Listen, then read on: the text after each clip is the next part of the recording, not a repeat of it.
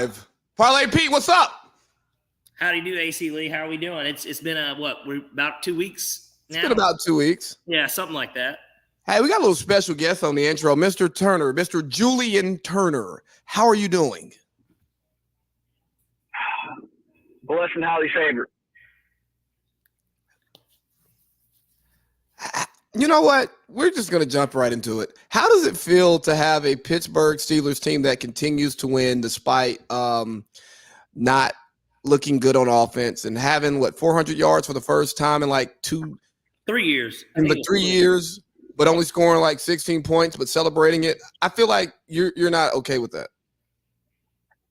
Well, I know this is somewhat of a family program, so I don't want to be too vulgar, but it's almost like getting a hand job by a female who has really coarse hands. And it's like, you still nut, but it hurt. I think that's a perfect way, and I'm not even a Steelers fan. I think that's a perfect way to summarize the Pittsburgh Steelers offense. And I mean, as a whole, really the team, because you've got a generational you got a couple of two generational defensive players on that team. Certainly one for sure, but some could argue a second one, right? I think Minka's one of the better. He's been one of the better safeties of this generation. I think so. He's top 10. And he was about to put hands and feet on Deontay Johnson. As he should. Deontay Johnson's on his way of getting himself run out of Pittsburgh, but there's this project. Pittsburgh has had a long history of having trouble with having trouble wide receivers. I mean, it's because, a unpopular opinion, Mike Tomlin has lost the locker room, guys. You think so? And I say that because when Pittsburgh Steelers players start having interviews and they start talking about themselves, Najee Harris talking about, well, I want to talk about me. Najee Harris isn't good. Pickens, even as a second year rookie, deleting stuff off his IG, and Deontay Johnson throwing fits and having fights in the locker room with Mika Fitzpatrick. Tomlin is a player's coach, guys, and my dad told me a long time ago that's code word. He's not a disciplinarian. He's a fun guy. He's relatable.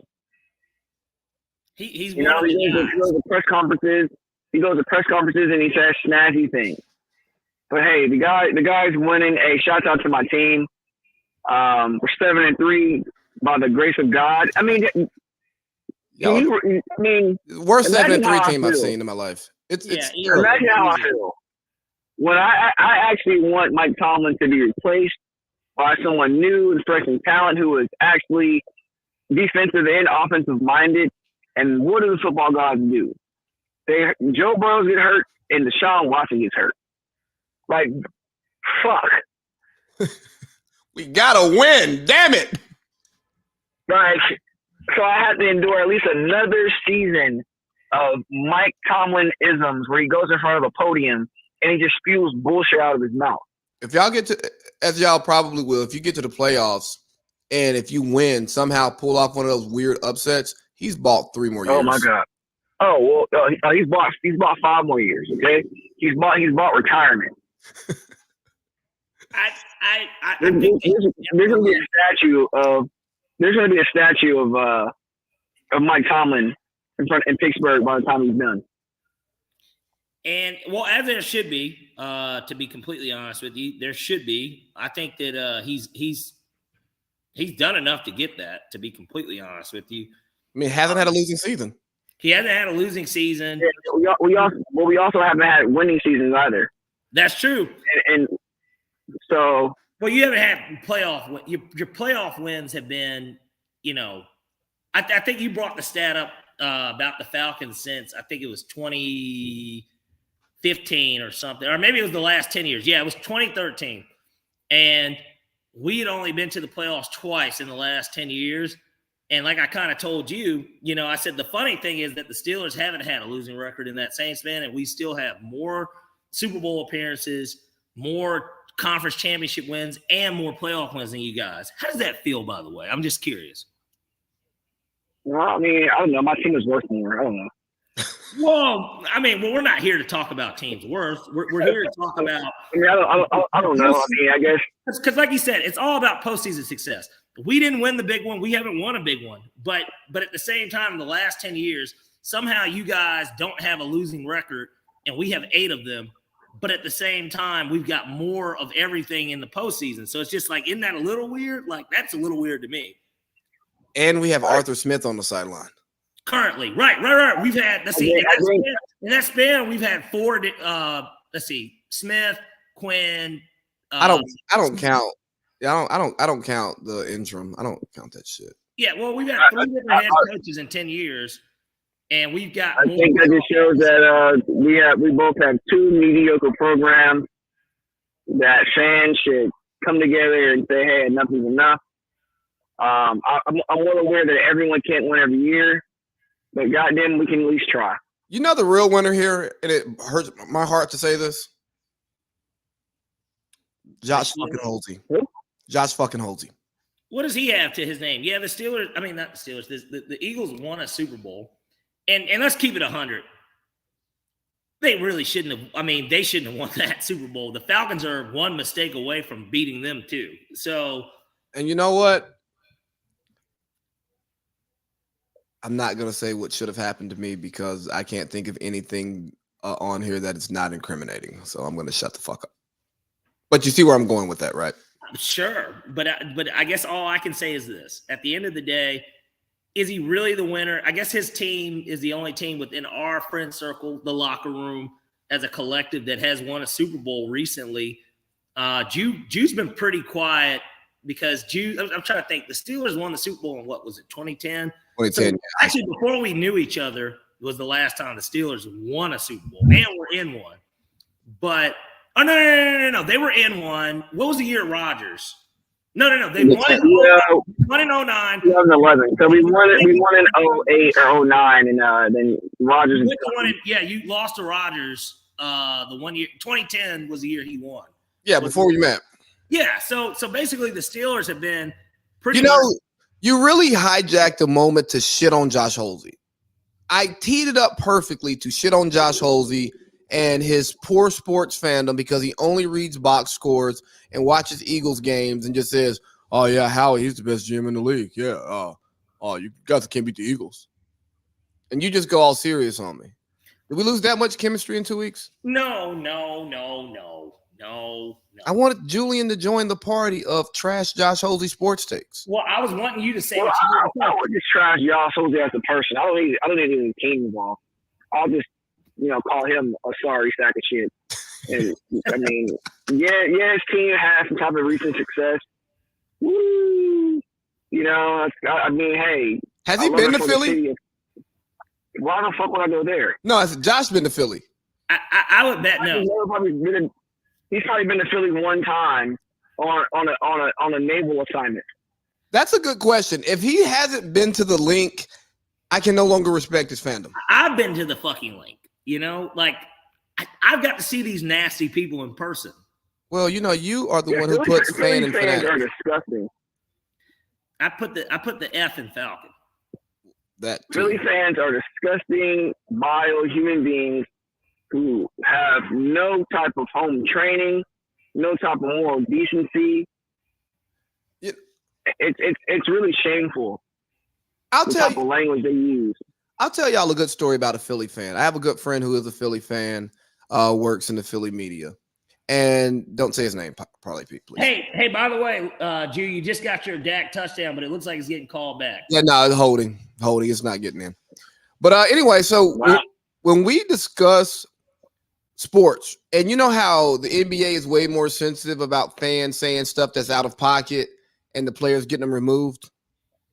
When we have these conversations, he's always like, these guys are soft. These guys are soft. I go, maybe. But there is a line somewhere that shouldn't be crossed. And because they can't slap the shit out of you while they're on the court, the best thing they can do is make you miserable by getting you kicked out of the game. And he's just like, yeah, no, it's soft. I go, no, you're a Philly fan. Y'all are different. I think it's incredibly soft because I don't think a Philly player would get someone removed from the crowd in Philly. No, because they know what a sports talent that comes with. I've heard the same thing for New York, you know. So I think what you're really looking at is these spoiled fan bases who are prima donnas. You know, I just want to go to the game and enjoy the show. Well, that's me. Well, let me tell you, I've been there. I brought my kid like if there was a fan heckling at the Hawks. The Hawks in Atlanta, like he would get removed because that's not a city for that, you know. Matter of fact, no one's even actually watching the game. They're on IG taking courtside photos. Yeah. Well, that or drinking their $20 drink or whatever it is. But one of the things rolling up some loud, trying to find a baddie. Yeah, well, exactly. There's let me tell you, and Atlanta obviously got the nickname the city that's too busy to hate because nobody, really gives a fuck about a lot of different stuff unless you're fucking with somebody. For the most part, nobody really cares. But excuse me, nobody in that type of an environment. Unless yeah. Cares, like nobody cares. You're talking about the city in general. I'm like, well, no, in that type of an environment, right? But like Atlanta. One of the things I can say, I've been blessed and privy enough to have gone to a lot of different stadiums in the NFL. Philadelphia fans are probably the most different for sure. And look, New Orleans, biggest rival we have. I think their fans are great. In terms of fandom, they're great. They are. They really are. Because they're actually showing up to games wearing team gear, right? Like it's not, let me show my ass. Like they're at the game. Like they're going to a football game. Who that said they're going to beat them says? Who that? Like, We that. Hey, Julian. So funny story. Every time they would start the little who that chants, they would play the Jeezy who that. It was beautiful. It was outside of the speakers being fucked up. It was an amazing showing of blackness at the Falcons game on Sunday. So yeah, you got to hear our Falcons first segment. Guys, here's what we're doing. We're gonna run the piss out of this football. Hey, I got you. We're getting ready to run the piss out of football. Time to get something going. I got you. And a great tribute. It was a great tribute. To do what Falcons do. Look at that. It was a great tribute to Atlanta's Hip hop history and their place in hip hop as well. Obviously, they didn't get everybody, and for what it's worth, everybody should have known it was going to be hard to get everybody anyways. But I think they got enough of the people that we did want to see. Like I said, there was no Gucci. Young Thug's in jail. There's no Childish Gambino. Like there were certain people that weren't there. Nobody wanted to see Childish Gambino there. Yeah, you had Quavo there, half of the Migos. It was a great showing outside of, like you said, music. Just the speakers. It was just everything that dealt with that was terrible. It was awful, actually. I'm a little surprised at how bad it really was. Yeah, no, and it didn't get fixed because they knew pregame with the walkouts. And it's really some Atlanta ass shit because I called this game the nigga convention because it was just nothing but niggas at the game. When you saw a person who wasn't a nigga, it's like, you're not, no. You put your fandom on hold this week. You come back to the next home game. When you go to another Saints game, you don't come to this game. Yeah, this one's not for you. No. We got the hip hop shit going on. It was actually a Falcons home game. White flags waving everywhere. Would you agree with me? There were actually, typically it's about 50-50. I would say it was about 65-35 Falcons. I was going to go 70-30.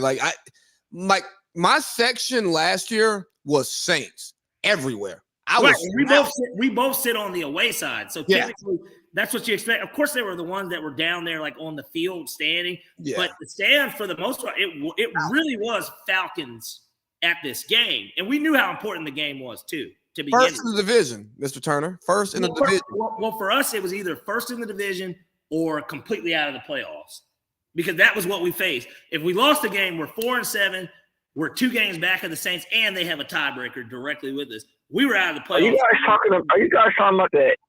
At the NFC South, that's basically an intramural league that's hanging on by a thread.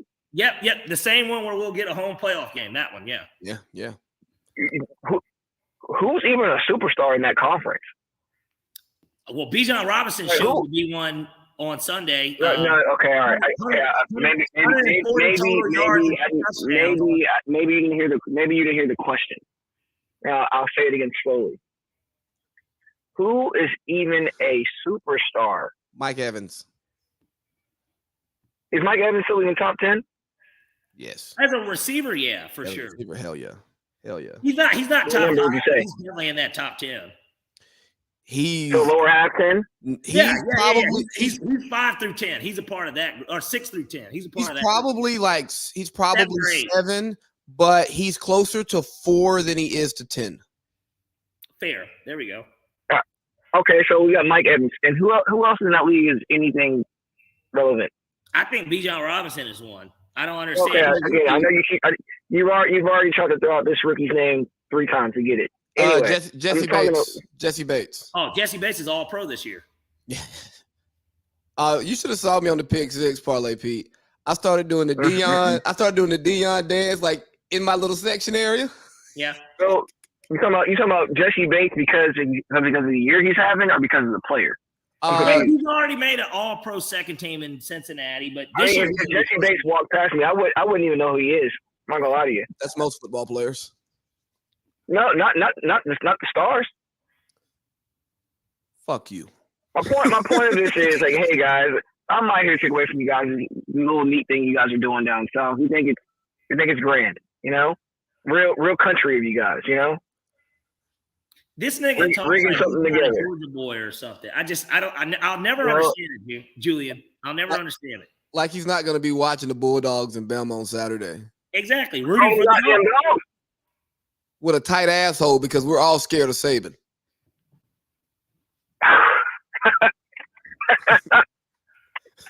Listen here, buddy. All right. We got a real one. We got a real one on Saturday. All right. And truth be told, this is a 50-50 matchup. It always is. Yeah. It always is, regardless of the way the teams are built. I mean, look, Kirby's only beaten him once, and that was in the most important game, the national championship. But that game, we know that is the equal. They're the standard. We are considered now the standard. So this is like one of the first times Bama comes into the game underdog, not kind of being the standard. Yeah, they are the underdogs, but they're actually being treated like the underdogs. I think we've been the underdog. We were underdog the year we won the first natty, but we weren't treated like underdogs. Well, the funny thing is that Georgia was actually favored when we lost the SEC championship. Yeah, no, I mean that's what I meant. We were a touchdown in that game and we lost. We were favored, but we were treated like the underdog. But back to these Falcons. Let's get back to these Falcons and this nigga convention that we were at. Desmond Ridder did it again. I'm gonna start calling him Desmond Spears. Oops, I did it again. I made you believe. That's all. I'm not gonna say more than just friends because we're not friends. Well, he gave us a hand job. It's like terrific throw to Bijan on the touchdown. He was under pressure. He laid it perfectly in the breadbasket, but he turned the ball over right before the half. And I think that we knew that we could have really just opened the floodgates and kind of blew them out instead. I mean, look, 9-point win is isn't that the most uncomfortable 9-point win ever, to where when the Saints had the ball, we were like, gosh, they're going to score. They're going to make this field goal. They're going to get the onside kick. They're going to score a touchdown. We're going No. I said they were going to go down, score a touchdown, and go up by 1 and leave us with 57 seconds, and shitter was going to shit the bed. Yeah. That was my feeling. I wasn't happy by no means. I wouldn't even talk shit. The most uncomfortable 9.2 score win like ever. Hey, and Young Wei Koo has the highest percentage of field goals now. Shout out to Justin Tucker for blowing one against the Chargers. I'm telling you. But, yeah, so Desmond continues to suck. And you know what, Julian? We are in a similar position as you are with the dry hand job. The only thing is we're so playoff starved that we don't even care about being 8-9 if we get in, because we just want to get in the playoffs. But we really want to lose games because we need a quarterback. It is so hard going to the arena every other week knowing that you have a good running back, you have a good backup running back, you have the gadget guy in Cordero Patterson, you have a good tight end who never gets the ball, you have a good backup tight end who gets the ball more, you have a good number one receiver, you have Van Jefferson. Like, you have all these tools. The defense is playing well. Good enough to win games. And then you go, quarterback is going to give us two. He's going to give us 2 turnovers. We're going to start. We just know we're going to get 2 turnovers. It's disgusting. Oh, damn, it's supposed to be a large preseason, was it? A large preseason instead of a large lemonade. Okay. Thank you. Let's turn this guy down. I'm sorry, guys. It's okay. You got to order your food. And Jackson Smith and Jigba apparently just caught a touchdown to tie up the game. Well, and actually to take the lead, can you imagine if you had Cowboys first half money line? How? I would be cursing very loudly. Hey, you too. And this was just as you were going to. Thank you. So we got the I'm Jets. still that Cowboys second half. We got the Jets this week, and they have one of the worst rush defenses in the league. Not a touchdown. One of the worst run defenses in the league. I think we put up 230 on them. They'll play their best game. You know how this stuff goes, Lee. Like you know how this stuff goes. Like even when I get to my 6-pack. The Falcons lose to the Jets this week. Look it. Well, you don't feel. Put it this way: the Falcons are minus 150 on the money line. You don't feel comfortable betting on it. Like, I actually, in a weird way, as a dog at home against the Saints, I bet it. Like, I actually kind of felt comfortable. That's why I gave it out as a pick. Like, I felt comfortable, like saying, "Nah, because if they don't win, like this is it." You know what I mean? Yeah. I think now they know, like, okay, even if we lose, we're 3-0 in the division.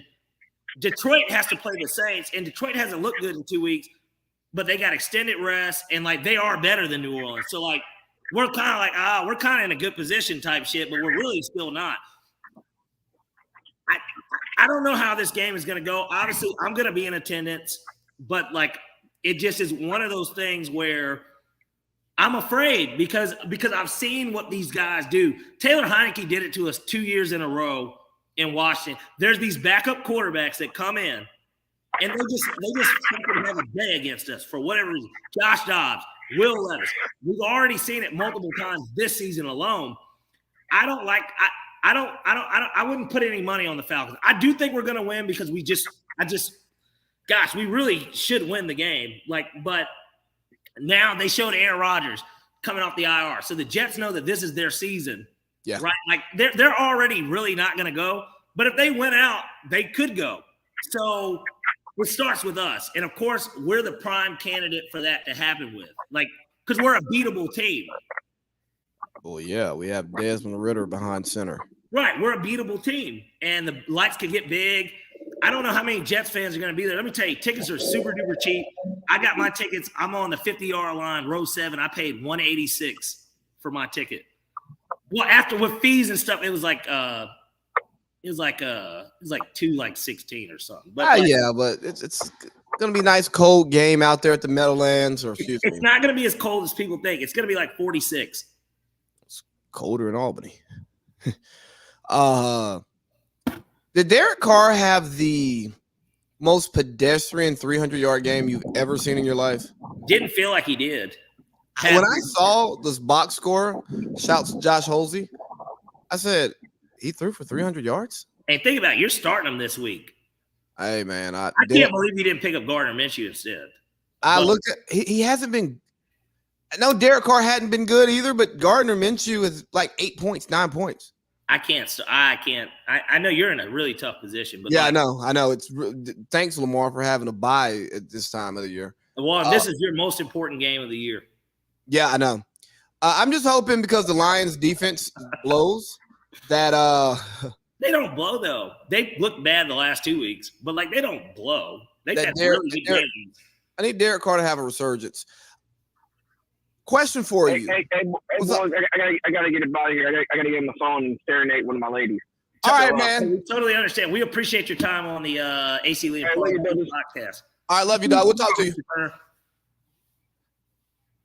Oh man, it's always great having Mr. Turner come on and he's maybe one of my favorite special guests that we've ever had on this podcast. You know, if he didn't have the social life that he has, I would definitely like to have him be more of a regular. But the life he lives is, whew. Yeah, he's definitely got one of those lives. Yeah, busy guy. I'll just leave it at that. Yeah, he's a busy guy.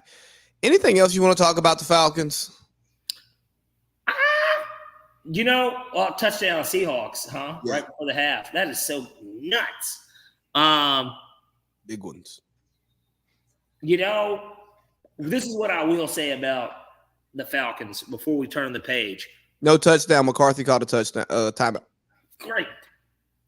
I don't have it, but I have the Cowboys spread. So that's just big. But that's what she said. That's exactly what she said. I'll say this much. Awesome. I loved being at that game because I knew that this game was so big. I just love beating the Saints is always just a treat. It's a treat to me. Shout out to Creole Courtney George. She's a friend of the podcast and somebody that I've known for so long now, being that she's such a prideful Saints fan, being from Louisiana, being from New Orleans. I love, to serenade her with everything Falcons. And so, that it's just always a really sweet victory, regardless of how you get it, who's under center. It's always great to beat the Saints. It really is, especially what the magnitude of the game and what was on the line. Damn, they still fucking scored the touchdown. Was Creole Court hurt after the game?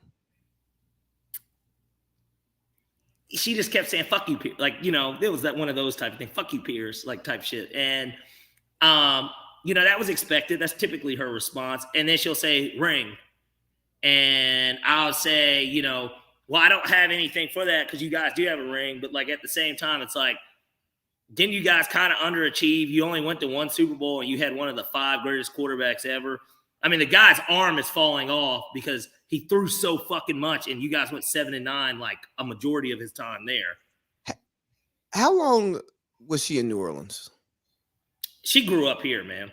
But honestly, her parent, her whole support system is Louisiana. And I know you got just about half your family is that as well. But yeah, Pops came up. It's good to see Lee Sr. Had all his Saints gear on. So here's so he had on this big Saints coat, right?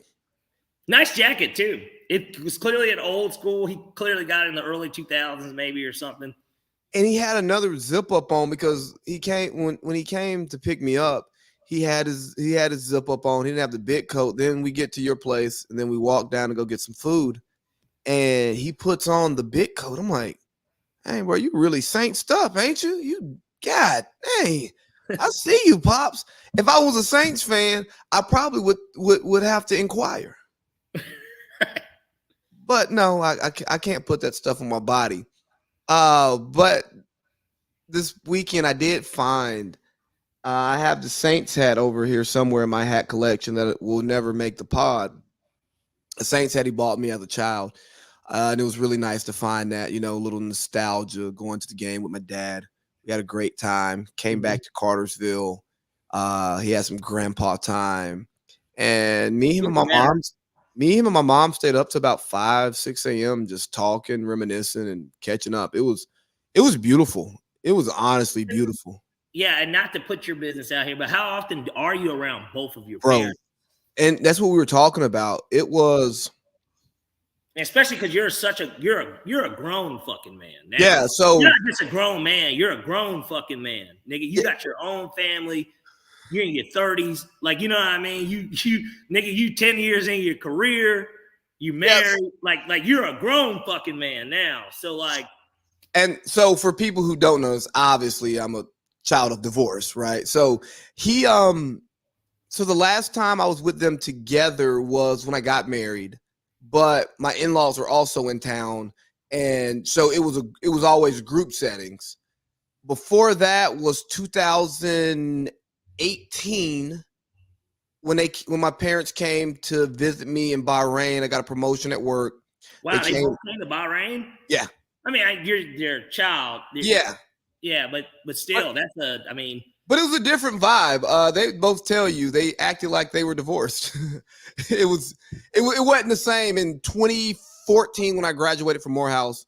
Was another time that we were all together. So you're talking about in a span of almost 10 years, three occasions where the three of us were together. And this time it was beautiful, especially having my daughter there, having my wife there. It was really nice to hang out. And so as a Falcons fan, I definitely cared about the game because I care about the division. I care about the team. But there was no way that I could have had a bad day on Sunday because I got to hang out with my parents. Yeah, that's beautiful, man. I love that for you. And it's so important, and obviously, for me, like, I know you're you're an only child, and we're kind of polar opposites from that perspective. Yeah. My parents, they were married up until my mom died. And I've got now 5 brothers, but 4 brothers between my parents. And I miss that. Like now, it's been 10 years since I've even had that alone to have my mom and dad together around me. And I'll never get to share that moment. And it's not I'm not like, but that's the beauty of this whole thing. Like, you know what I mean? Like, bro, that is a beautiful thing. And you have to cherish those moments because you don't know how often you're going to get them. And you just get to live in the moment, especially you get to the Falcons won, well, and I got to you get to take your old man to the game. Like, you know what I mean? Like, bro, that is a beautiful thing. Because he used to come up when I was a kid to go to this game. He would get tickets. We come up, we go watch the game together. We go hang out because I have family on his side who used to live up here. So we go hang out with them and do all of that stuff. And then it's like the opposite. Now he comes and hangs out with me and my friends. I take him to my spots. He sees how I move and we talk, and it's beautiful. And we'll talk a little bit off mic about it some more. But no, it was a great time. And now we got to get on to New York, man. On to New York. It's a game that we should win. And like I said, I'll be in the house for the game. Naturally, as you know, my daughter's birthday is on Monday. And so I was already planning to be up there, even though we were going to do Disney World, but we're just going to postpone that for next year because I didn't expect her to be living there at the beginning of the season. But either way, it kind of is a perfect storm. I'm glad it falls that way. I wanted to take her to the game, to be honest with you. My daughter actually had not been to a Falcons game with me, even here.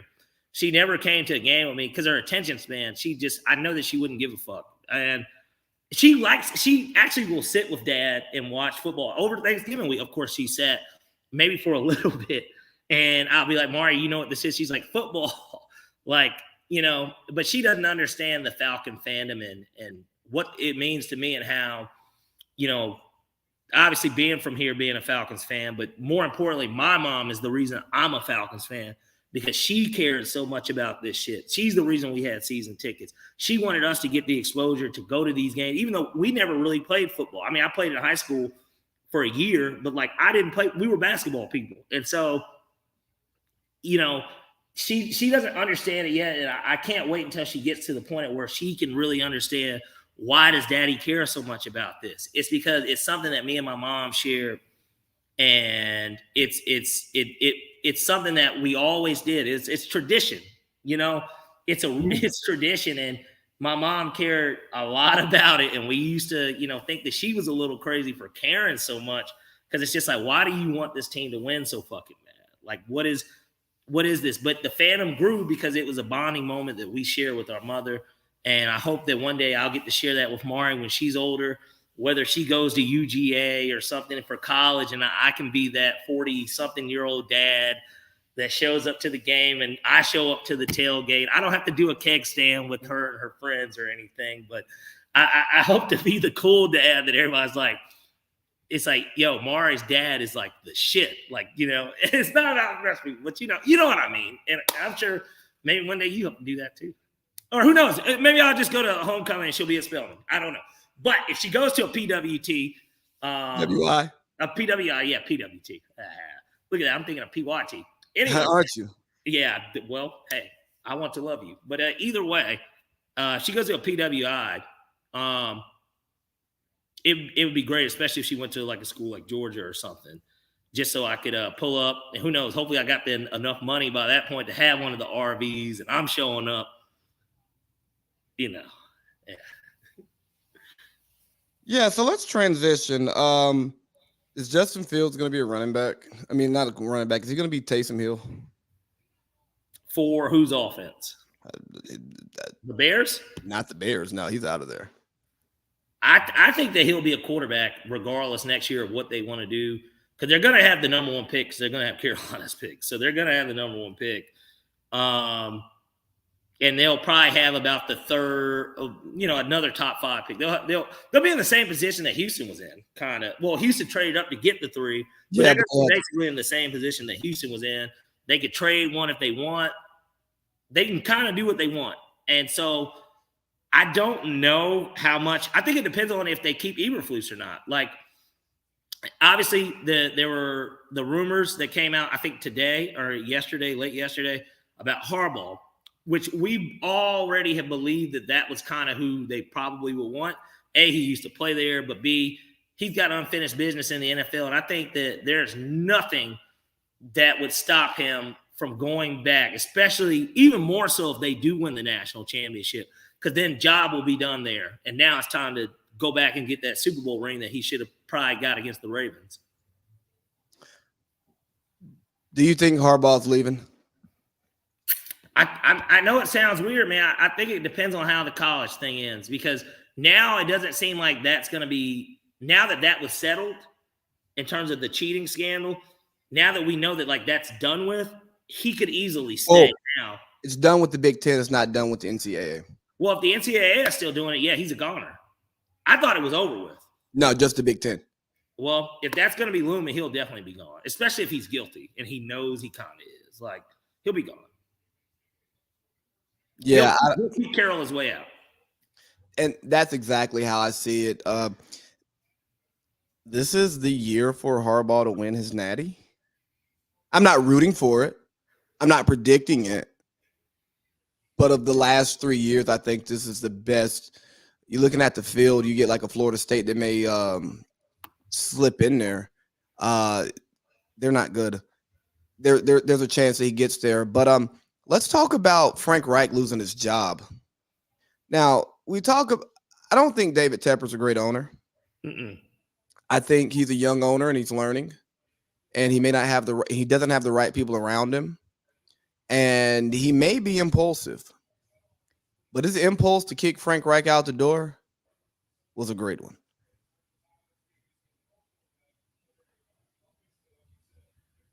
Yeah, go on. I mean, that's it. I think that when it comes to Tepper, at the end of the day, he made the wrong hire to begin with. And I think he knew that early. Now, the reports, it's so crazy how these reports come out when guys lose their jobs. We saw Chicago's GM saying, we thought that C.J. Stroud was a generational talent, this, that, and the third. Everybody wants to save face. Yeah, that's all that is. No. Did he say it? The Raiders GM is who said it. Actually, I think the Bears. Raiders GM and then out of Carolina, they were saying that Frank Reich wanted him. Yeah, and Josh McCown, right? And we did see the video of McCown saying, well, when we take you on. Now, that could just be banter at that point, right? We don't really know if that's how he felt. He could have said it. He could have said that shit to Bryce Young, too, at his pro day. We don't know. But, like, what we do know is this. He's the real deal. And I'm going to beat on this drum until his career is over. I said the shit once I saw it in person. I already was convinced before the game that I liked him more. But after the game, and you know this, how I spoke so highly of C.J. Stroud because I said, no, that motherfucker's the real deal. He moved in the pocket. Bro, and that was against a pro defense. That was a pro defense that he went against. They should have won the game in reality. Yeah, they should have. They would have won the national championship. They should have won that game. They didn't. But that motherfucker was spectacular. He was spectacular. Nobody knew how it would work his rookie year because everybody is so young in that organization. Brand new coach, first-time coach. And just a kind of what had been a kind of a shit show of an organization the last 5 years. This reminds me, the same because he looks better than Matt, but it reminds me of when Mike Smith, Thomas Dimitroff, and Matt Ryan came to Atlanta and how cleaned up we looked ASAP. Matt won Rookie of the Year. Mm-hmm. We won 10 or 11 games. Yep. And, we lost a close wild card game to the team that eventually went to the Super Bowl on the road. It reminds me a lot of that. It does, in terms of just the sheer, man, look at these flashes. Obviously, he's way better than Matt was as a rookie. Matt wasn't great as a rookie, but he was good. He was good. He did this similar to Stroud. He didn't turn the ball over like that. No. And he trusted his run game. And CJ don't really even have a run game like that. It is on him. His arm is the one that's doing it. And if they had beaten Jacksonville and like this week, let's say that they were to beat the Broncos, if they won last week and win this week, you would have had to start talking about MVP for the rookie. You would have, because nobody saw this. Nobody saw the Houston Texans being a legit playoff contender this year. And he's looked fantastic, man. And clearly he's going to have a great career, obviously barring injury. He looks like he's more than the real deal. He will be a top 5 quarterback next season. Absolutely. And speaking of top 5 quarterbacks, did you see that list of top 5 quarterbacks that Dominique Foxworth put out today? I think I peeked at it. I didn't. His current top 5, right? Current top 5. Number 1, Dak. Number 2, Mahomes. Number 3, Josh Allen. 4, CJ Stroud. 5, Jalen Hurts. Wait, our good friend. Dak. I'm okay with Dak because of the way Dak's played. And actually, because we didn't do the show last week, and I texted you this. I said we need to start talking about Dak for MVP because Dak, this second half, like after their bye week or right before their bye week, when they played the Chargers on Monday night, he had a good game against them. He's been a fucking buzzsaw since he went to Philly. He outplayed Jalen Hurts in that game. He stepped out of bounds on a critical play.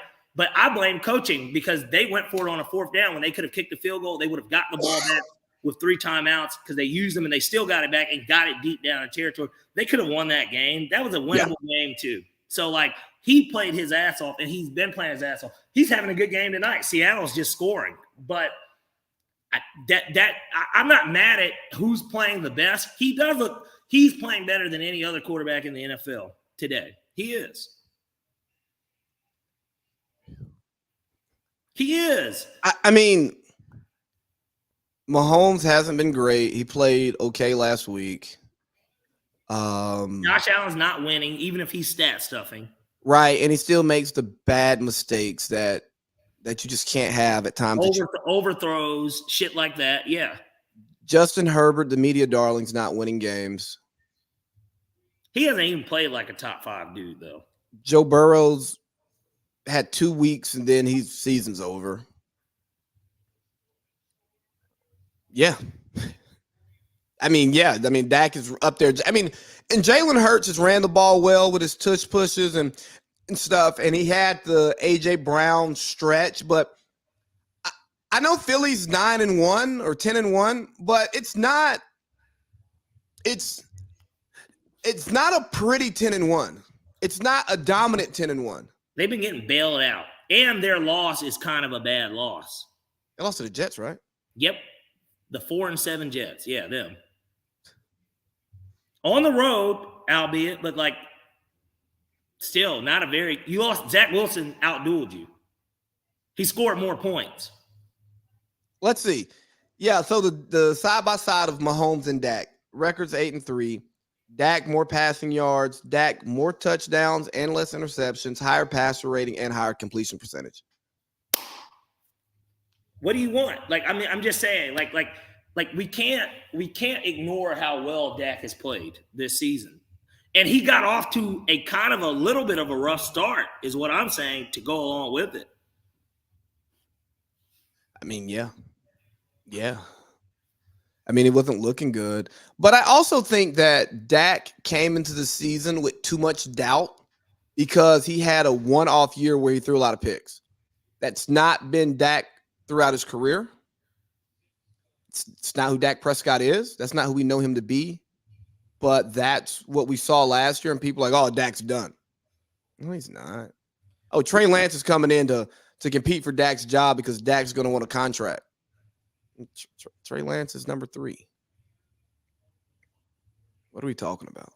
Well, there's that. And then in the NFL loves, there's always, every year, if you've noticed, there's some sort of a reclamation project, whether it be a guy that is the starter that's got the pressure on him, or a guy that wasn't expected to come in and have to do the job that does it, right? Like last year, Geno Smith, they wrote me off, but I didn't write back, right? He was that guy last year in terms of just the guy.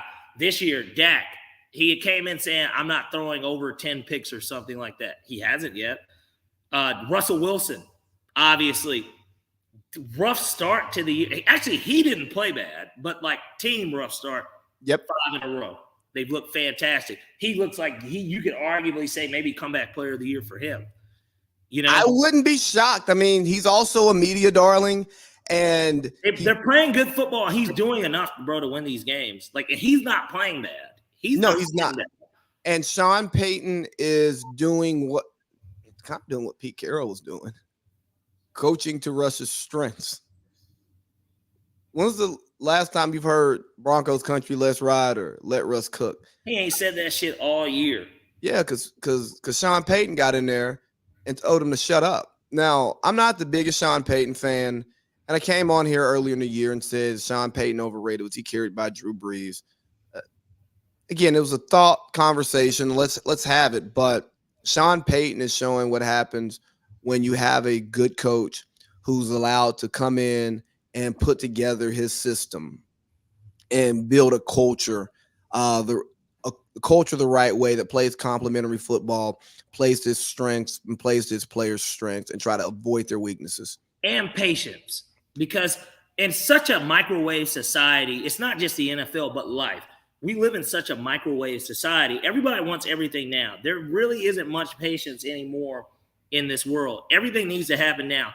Expectations for people and what they're going to accomplish in life. If there's a goal that they set out, everybody wants it now. We live in just this microwave society, like we're a fucking 2-minute bag of popcorn and everything needs to be ready right now. That is not the way that this works. Things do take time. They do take time. He's in year 1. Now, the Carolina thing's totally different because they have the number 1 pick and he don't look like the number 1 pick. And maybe he's a bust. I don't think that he's necessarily a bust.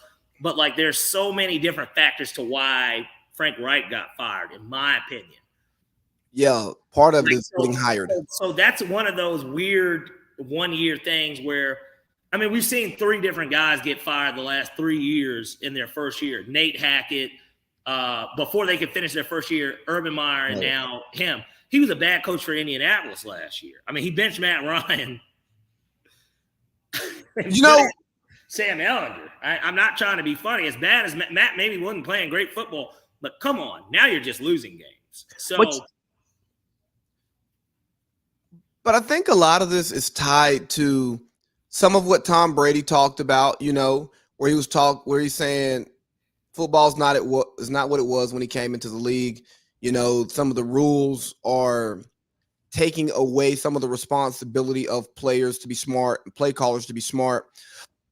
And a response to that I heard is maybe, but another reason why development is down is because money is up. And because the money is up, the owners have more fucking money. And when you give a billionaire even more fucking money than he already has, because a lot of these newer owners, the more impulsive owners, the more impatient owners, are owners who bought into the league. They weren't born into the league. And they have that fucking money. And there is no patience, the microwave society, and sometimes players need time to develop. A la Tom Brady, a great game manager who was carried by defense in a running game early in his career, who then had time to develop into the greatest quarterback to ever play the game. And I agree with Brady's end state, but I don't necessarily agree with, I think there's more nuance needed in that conversation as to why development is down. Hell, practice is down. You know, hitting is down. College is so much different than the pros. A lot of these quarterbacks don't learn how to call a play until they get to the NFL. They don't, and I think that another thing that we underrate in terms of the process for being great. And this is that same thing.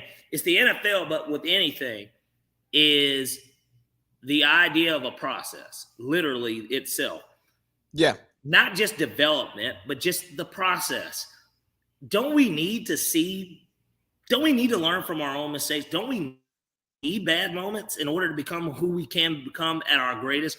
Nobody comes in and is, like these are things that we it does get lost in the shuffle. It gets lost in the mix because we don't think enough of it. Touchdown, Geno Smith.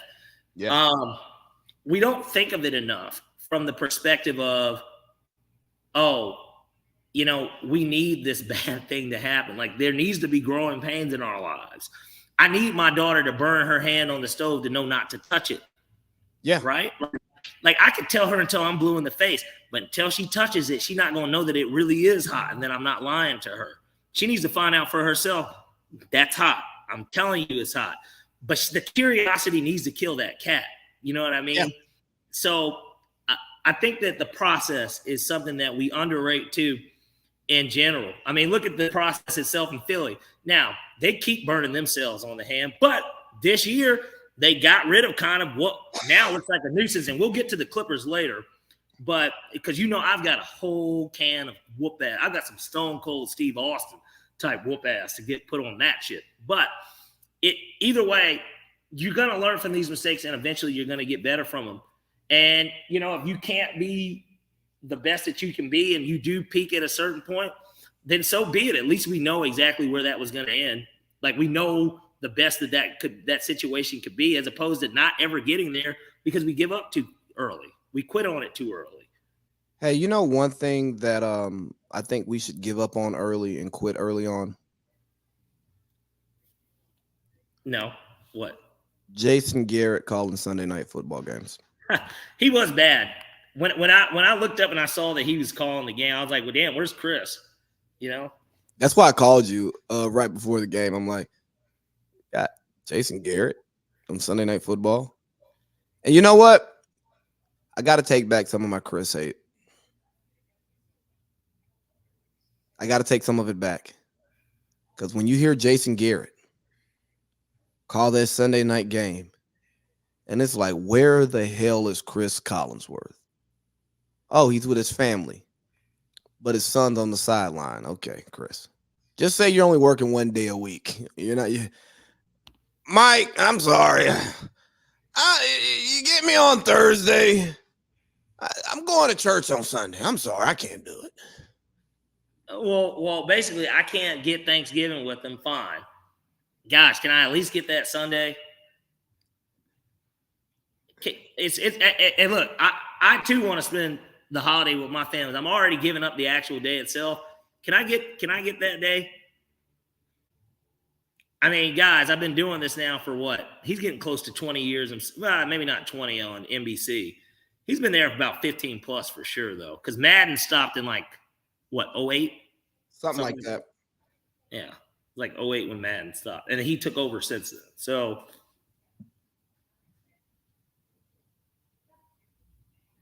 all right, man. I never understood why you hated him that much. I don't think Chris is that bad. I never thought he was that bad. But, Sean McDonough was the worst when it came to primetime football. That was the one. Tony Kornheiser was pretty bad, too. But, that was a three-man booth, too. And that's why they got rid of him. And then it was just Gruden and Tirico. But, he was just a bad addition to have as the third man. I guess because when I really started paying attention to this stuff, it was as I was older, and Troy, the Troy we have right now, not Troy before he got his contract, or excuse me, when he was comfortable with his contract, before he got the last Fox extension, before he went over to ESPN. I mean, Troy was just sitting there nicely shitting all over the the Bears and whoever they played against. I don't even remember. Minnesota. He just was. This is just bad football, Joe. Because it was it not bad football? It was like you just can't play like this and expect to win a game. It was bad football. He had every right to say that because that's what a commentator should do. they're what did Jay-Z said it best, which funny, because everybody thinks that him and Troy are doppelgangers to a degree, like the white version of Jay-Z, the black version of Troy.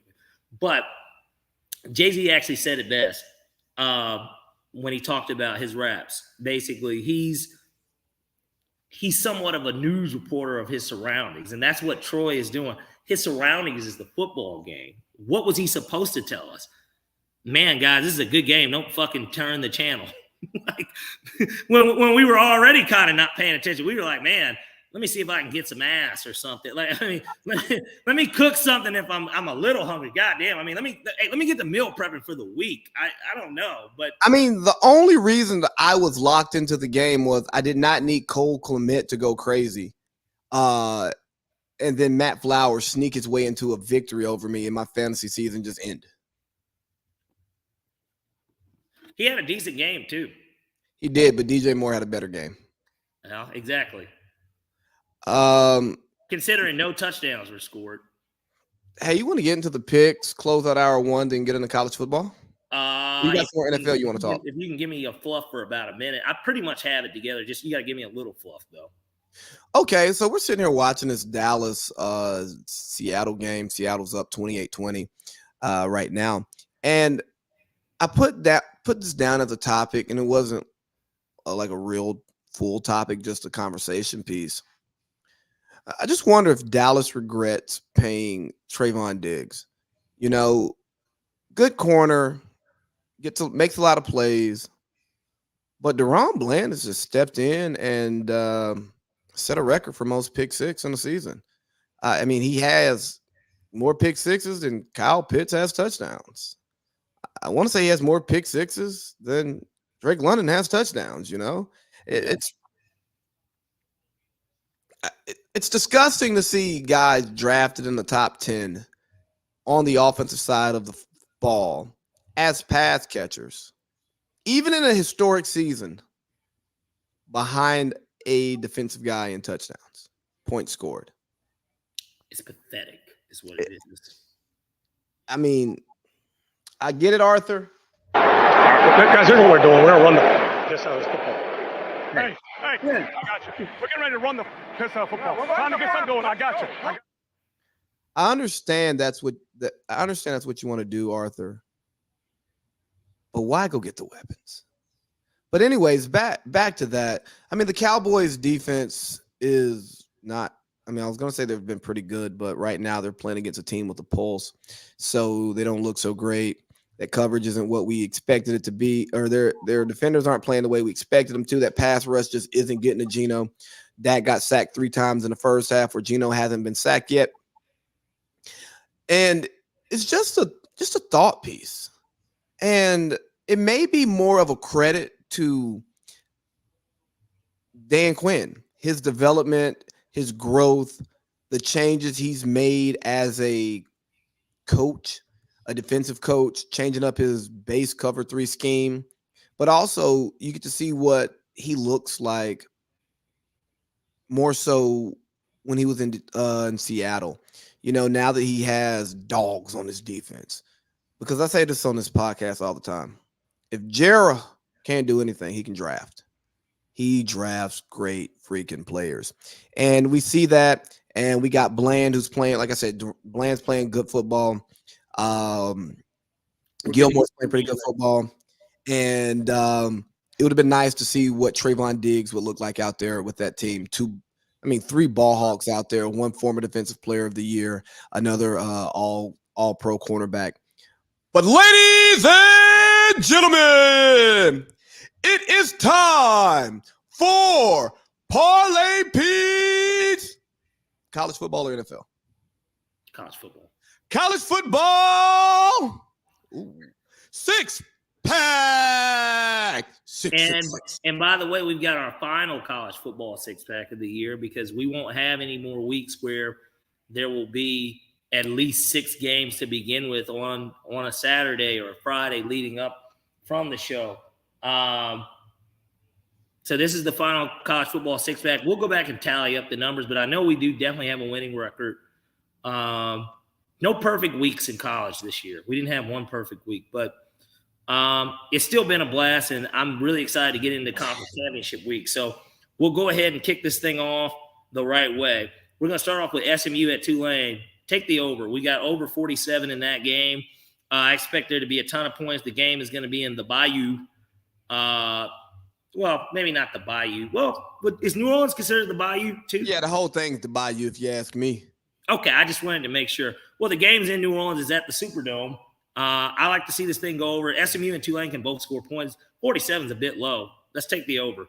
Next, we got Appalachian State at Troy. We're going to take App State plus 7.5. Never bet against App State. I think that we learned that.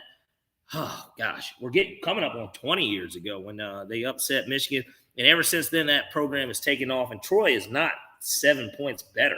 So we're going to take App State plus 7.5. Next, we got New Mexico State at Liberty. Give me Liberty minus 11.5. They're undefeated. They are playing to most definitely play in a New Year's Six Bowl, being the highest ranked non-power 5 conference. The last year of there being 5 power conferences, by the way, guys. So we'll take Liberty 11.5 against New Mexico State. And then now we're about to get into the big boys, the 3 games that everybody actually gives a shit about. We're going to start off with Michigan at Iowa. This is going to be the nightcap on Saturday. What a terrible nightcap. Yeah, I know, right? Might go on date night. We got Michigan, Iowa. I think that game's going to be in Indianapolis. Take under 35. Iowa's probably not going to score any points. I mean, that's kind of the thing here. They're not going to score. And Iowa's defense is good enough to slow down Michigan, but Michigan's just going to win the game, and I don't want to touch the spread. So under 35. I know that's really low, but trust me, Iowa games go under. Just check the math. Next, we got the Friday night game, the game that kind of kicks everything off. We got Oregon at Washington. This game's going to be played in Vegas. I like Washington plus 10.5. I just think that is a ridiculous spread for a team that's already beat them, that can score points. I understand that we all believe Oregon's the better team, but gosh, to say that they're going to beat them by more than 10, that's pretty bold considering they already lost to them. Give me Washington plus 10.5. They are still coming into this game knowing that if they win, they're in the playoffs too. And then finally, we've got the heaviest of the heavyweights with Georgia. It says Georgia at Bama, but come on, guys. I mean, yeah, Bama is, this is it's Alabama East. Atlanta is for Alabama. Nick Saban has never lost a game at Mercedes-Benz Stadium. Well, he's going to lose his first one this week. We're just going to take the dogs on the money line. I like Georgia to end up getting this W. I think we're a better team, and there's really nothing else to talk about. They're better. I think that Georgia's just the better team, and it's not even a homer pick. I just really think Georgia's better than Alabama. All right, so we got SMU at Tulane over 47. App State at Troy, App plus 7.5. New Mexico State at Liberty, Liberty minus 11.5. Michigan at Iowa, under 35. Oregon at Washington, Washington plus 10.5. And UGA at Bama. Give me them dogs on the money line. Give me the dogs on the money, baby. Wish I could go to the game, too. Well, ladies, excuse me. You like it? I love it. Ladies and gentlemen, it is time for Parlay Pete's NFL 6-pack. 666. 666, right, yeah. Great slate this week for the NFL. A lot of good games, actually. A couple of shitty ones, but we're able to pick through it and sift through what it is that we want. So we're going to start off with probably one of the better games this week. We got the Denver Broncos at the Houston Texans. Who the fuck would have thought that by week 13 or 14? Who the fuck would have thought Denver Broncos at Houston Texans would be much-watched TV? Broncos, arguably the hottest team in the NFL, maybe outside, I guess, of Philly. Hottest teams in the NFL, 5 in a row at the Houston Texans. I like under 47. A lot of the Broncos games have gone under. I think this is a high total, even for a Houston offense that's scoring a lot of points. And I don't want to pick a winner because I think it really could go either way. So we're just going to take under 47. I don't expect there to be an explosion of points because certainly even if Houston wins, unless they score 30 on Denver, I don't really see the game going over. There's no way of seeing this game go under unless Houston does blow Denver out. Give me under 47 in this game. Next, we got the Detroit Lions at the New Orleans Saints. Bounce back week. Give me the Detroit Lions on the money line. The Saints suck. I got to see it firsthand. Enough said. Next, we got the LA Chargers at the New England Patriots. Let me tell you something. Brandon Staley gets fired if they don't cover this spread. this week. I promise. Give me the LA Chargers -5. I expect Justin Herbert to be able to throw on these guys, and I think that New England's pretty much thrown in the towel. And I think even Matt Slater talked about it this week that, hell, I understand why the fans want us to lose. He said, because if I was in their position, I would say the same thing. But he said, we never know if we're going to get the chance to play again if we go out there and we don't compete. And I thought that was one of the realest shit that an NFL player's ever said when it comes to tanking and stuff, because it is the truth. But irrelevant, -5 Chargers.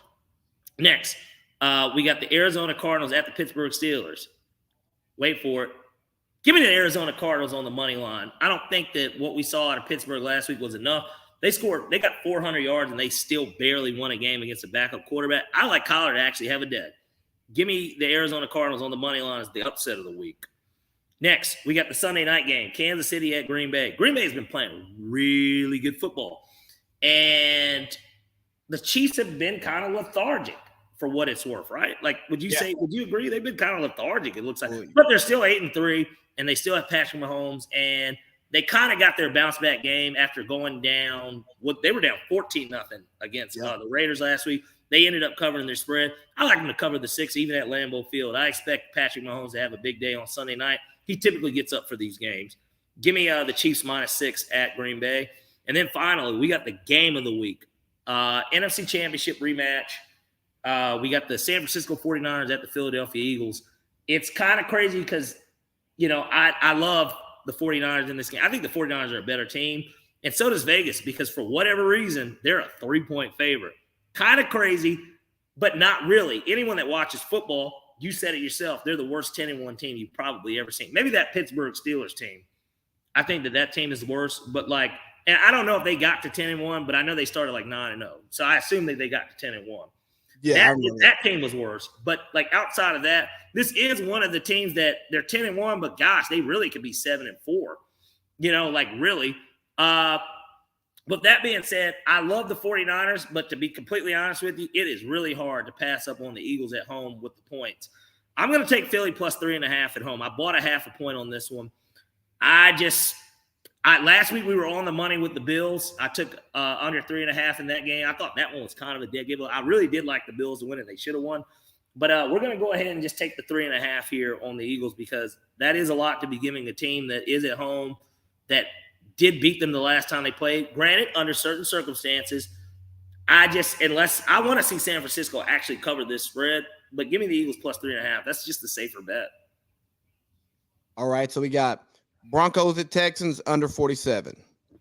Lions on the money line. Chargers -5. Cardinals on the money line. Chiefs -6. And the Eagles +3.5. Mm-hmm. God, you like it? Bro, the Bulls are so garbage. If you like it, then I love it. No, man, this was I had a $20,000 bet. This game went into overtime. I took the under. It has no business being in overtime.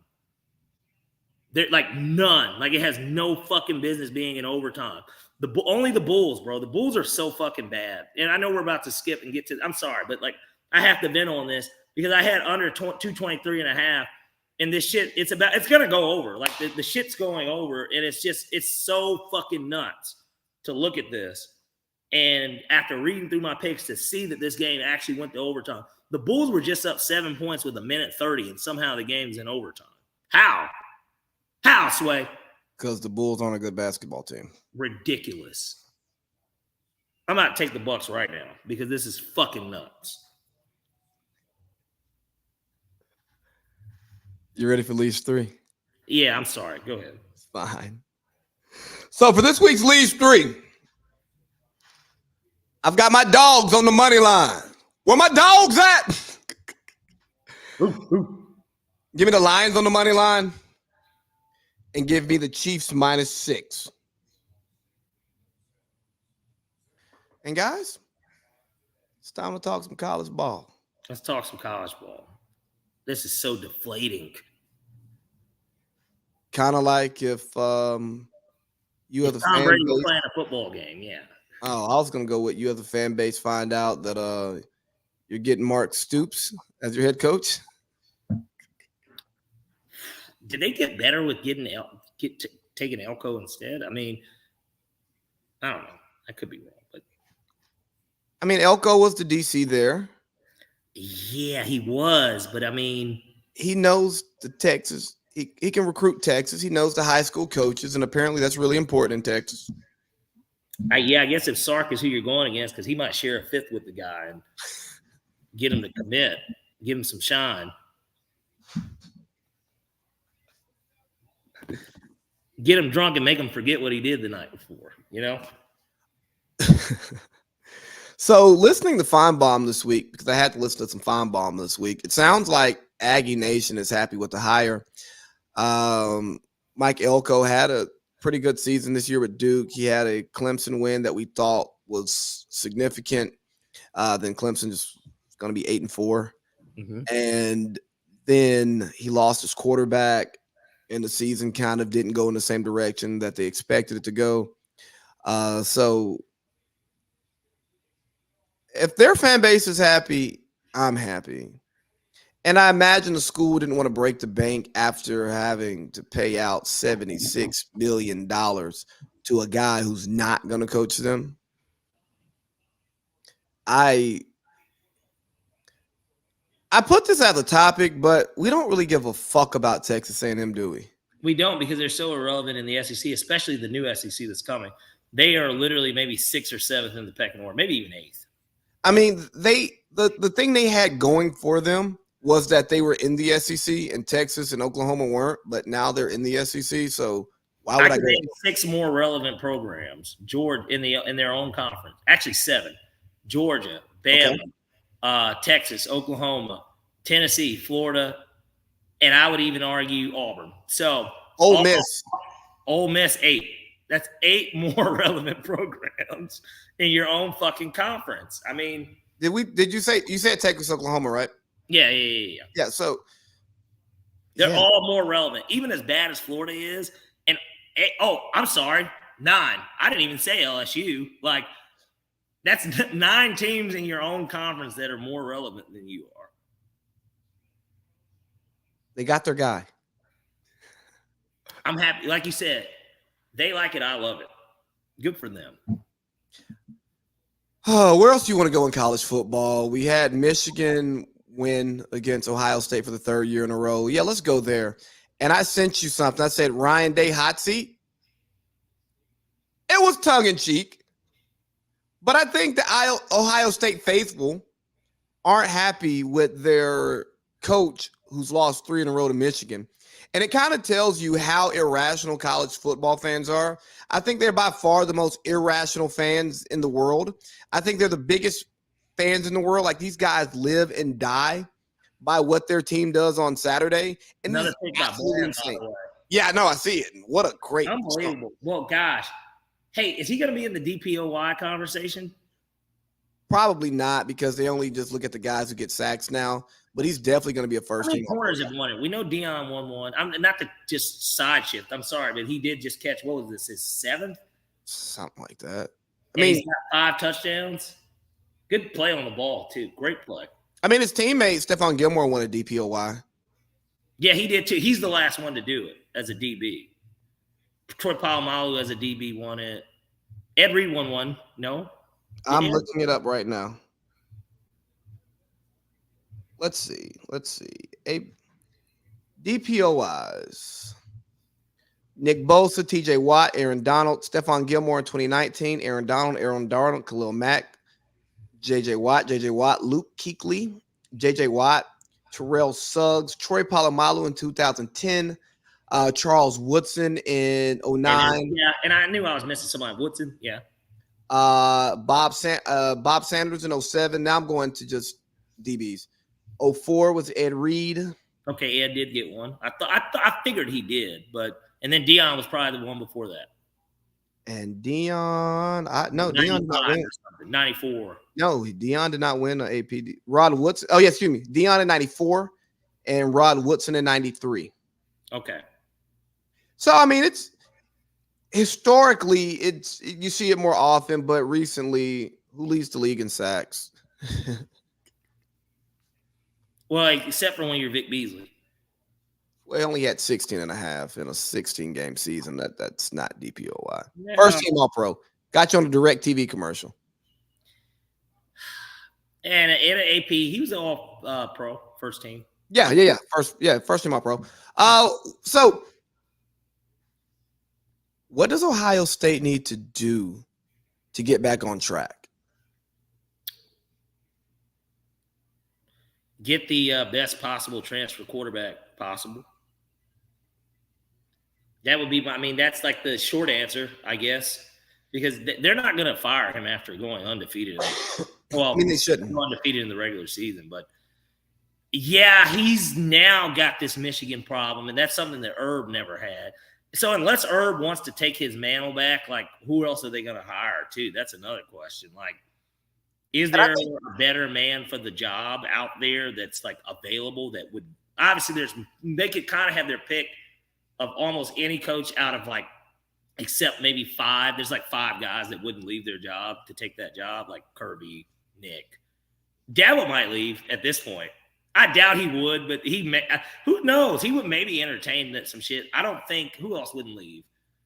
Dan Lanning, crazy enough, I don't think he would leave Oregon for the job, even though that's a better job. I don't think he would leave Oregon. I don't think Dan Lanning should leave Oregon. I don't think he should. I think if he continues to win there, it is a program that will accept 10 wins, and you have all the resources in the world. You have the West Coast. You're now in the Big Ten. Dan Lanning coached at UGA, so he knows the blueprint, but he also can recruit the South. I don't leave if I'm Dan Lanning.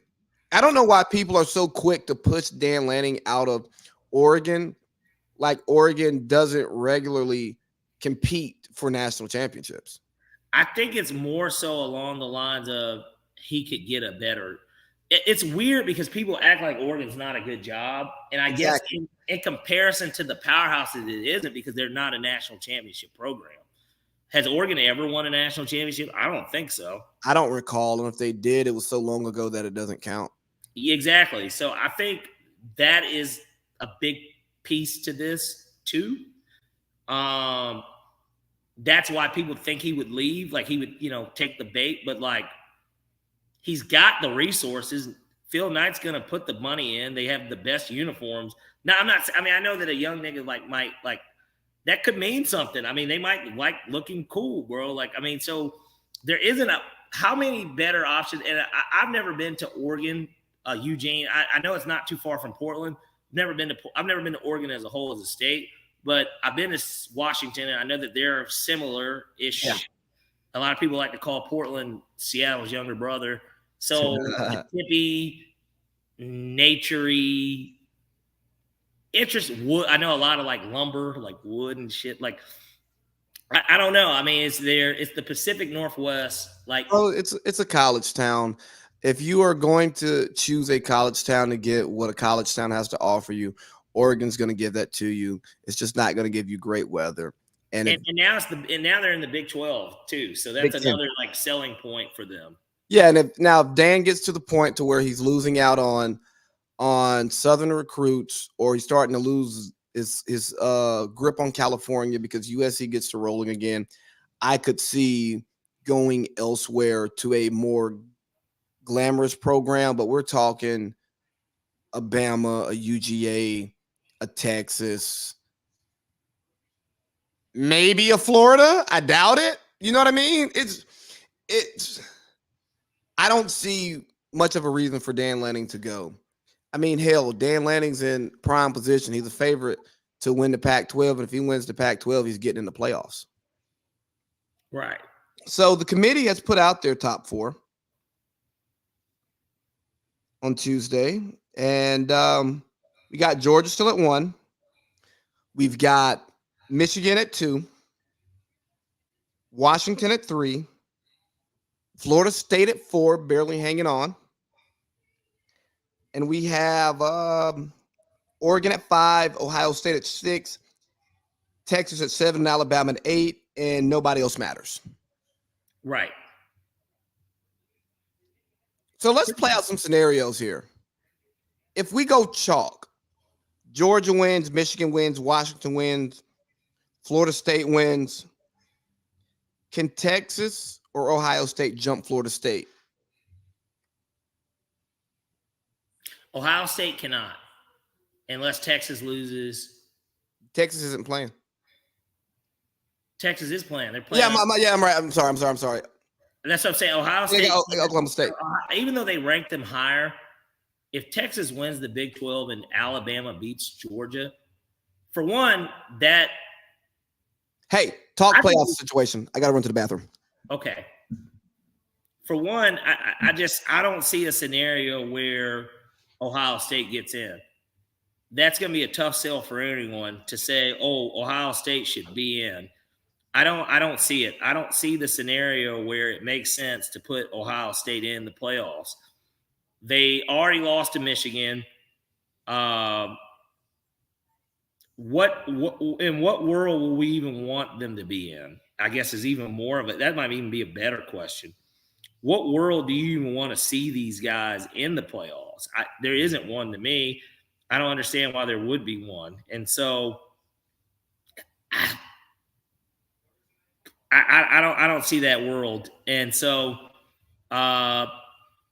Texas can get in. Of course, all they've got to do is win their game and hope that Alabama beats Georgia. I think that's kind of one of their easier scenarios. There's going to be a lot of discussion about it, but at the end of the day, if they have the same record, they both won their conferences, there's no way that you would put Alabama in over Texas because they beat them head-to-head and they beat them on the road. So that, to me, is a big piece to this puzzle, is whatever it is that they end up doing. And so it would be hard to believe if they put Ohio State in. There just really is no scenario. There's none. There's not one scenario where we would let them in, or where they would even be deserving to get in, to say the least, right? I don't think that there's going to be very many scenarios where they can get in.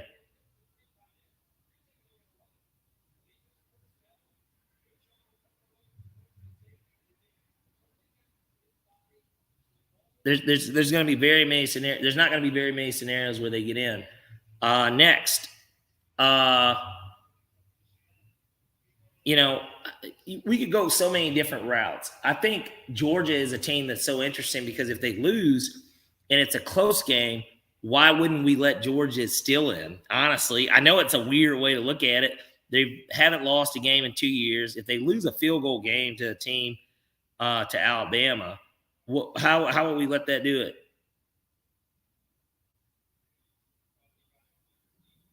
How could we let that even end up happening? There wouldn't be a scenario where we end up letting that happen. And then, of course, naturally, you got this doomsday scenario where I don't foresee Michigan losing to Iowa. That would be a really, really over-the-top type of loss because nobody expects it.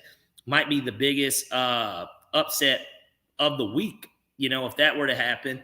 And then you start rethinking your angst depending on what ends up happening. Of course, if Oregon beats Washington, it feels like it's just naturally going to be Oregon that ends up getting in to the playoffs if that ends up happening. Look at that. Wow. Naturally, that's going to end up being something that would end up happening. If Oregon wins, they're kind of going to get in. So I feel like the winner of the Pac-12 championship's in. Georgia, of course, in if they win. I think they should be in if they lose unless they get blown out. I don't know a scenario where they wouldn't be another team that ends up getting in. Florida State, they have to win to get in, but if they do win, they're in. It's pretty simple. But if they lose, they're 100% out. There is no conversation about Florida State making the playoffs if that indeed is what happens. There's a lot of different ways that we can look at this stuff. And I think that the biggest thing that we can take away from college football is how unpredictable it is and how nobody really has a clue in reality. Nobody has a clue about who should get in, who should be out. It's an imperfect society that we live in, and nobody knows what really should happen in these scenarios. And that's why they play the game. They play the game so that we can figure this stuff out. And next year we won't have to deal with it because it'll be a 12-team playoff. And I get it. Maybe between the seeds of 13 to 15, 16 or something like that, people will argue, well, they should be in. They should have this opportunity. Why is it that they're not favored? Why can't they get in? It'll be a lot of different stuff that everybody's going to want to talk about. But certainly, based on everything that we see, what we know, and the way that this sport is played out, it'll end up working itself out. That's for sure. That's for sure. Lee is taking the longest piss break. I'm going to assume this guy's got to be taking his shit, guys, because I am definitely fluffing like fuck, trying to hold it on my own. But that's okay. We do this, and this is something that we've done. And again, you're listening to the AC Lee and Parlay Pete podcast. But let's take a look at the college football playoff and why they're expanding to begin with. They're expanding because there's so much parity in the league, from the sense of every year it feels like there are a lot of teams that could be in it. They're typically the same teams, but it feels like a lot of the teams could be in it, right? Like a lot of them can be in it. So they have to almost expand because there's always a team or two that's left out, right? Even when they do the prediction show, or not the prediction show, but the selection show for the college football playoffs, there's always a team that's going to end up, getting the short end of the stick, and that they're going to want to put in. So how do we fix that? Let's just make sure that they're all in. Let's make sure that there's a team behind them. Let's create more revenue. Let's make this thing better than what it already is by adding more football. Is it the best interest of the players? I don't think so. But we know that naturally because of football. We know that naturally. That's how this stuff works. That's typically the way that the playoffs go. And that's exactly why it ends up expanding. That's the reason why you have to get this expansion going. And Lee, I hate to leave you real quick, but I actually have to go real quick too, because I need to grab something. There's somebody coming up here. I need to grab something. What were you talking about? The college football playoffs, and essentially how it's an imperfect system, and that's why we're doing the expansion, because there's always somebody that feels like they're going to be left out. That is why 4 just isn't enough. I'll be right back. This year was the first year that I said, you know what? Expansion makes sense. I was never a fan of expanding because you look at it and you go, well, did we get the national champion wrong? No. And as in the BCS with 2 teams, it's a team that maybe deserves to get there over another one, maybe get there. It's up for discussion, but yeah, we could say that. But the ultimate winner, did we crown the right champion? Yeah. And with the 4-team playoff, is there a team that gets left out that maybe deserves to be there? Sure. But do we crown the right national champion? Yeah, you look at last year, TCU had the resume that got him in there. But we all knew that Georgia, Michigan, and Ohio State were the 3 best teams in the country. And yeah, Bama lost those 2 games. And maybe I firmly believe Bama was a better team than TCU last year. So if Bama shows up, what happens? I don't know. But the best team, consistently the best team in the country, win the national championship. Absolutely. Still on a winning streak, 29-game winning streak or something like that. So this year I look at the climate, I look at the teams. Are there more than 4 teams that deserve to compete for the national championship? Abso-freaking-lutely. But do I think the right team will win the national championship this year? Yes, I will. Now, yes, there will always be teams that are left out. Always. But I have a low tolerance for the argument for number 15 arguing they should have made it over number 12. I have no tolerance for number 13 saying they should have got in over number 11. I have no tolerance for 14 saying they should have got in over 12. I have no tolerance for that stuff. Why? Because those teams don't even matter. The only reason they're getting invited to the party, more ticket sales, more TV revenue, more beer sold, more hot dogs, more gear, more memorabilia, more money. And the sad part about it, even though we have NIL, we still don't have revenue sharing. Now, think about this. You tell the players you don't have enough money to pay them. But Jimbo Fisher walks away $76 million not to coach. Name that team, build a new facility. Northwestern just got approved to build a new stadium. Who the hell is watching Northwestern football besides the parents and the alumni? So there's money in college football. It's just not going to the players. And with the 12-team playoff, there's going to be even more money in college football that is not trickling down to the players. So I know this conversation really wasn't about paying college football players. Let's start the revenue share. These ADs, these presidents, these boosters need to stop getting jerked around by these agents with these contracts. Because there's only a finite number of college football programs or colleges who are going to invest in their football program appropriately in order to win a national championship. So they're still going to want to go play there. They're still going to want to coach there. They're going to want to go to the places with tradition. They want to go to the places with the best facilities. They want to go to the places with the best recruiting footprints. So let's start to pay these kids. Let's stop signing these coaches to these massive extensions. I'm not saying have a lame duck coach out there. But we've got to do some fixing here. We've got to work these contracts that are more beneficial to the guys who are going out there, blood, sweat, and tears, dedicate their life to this. And many of them have to go get a day job like I do when it's all said and done.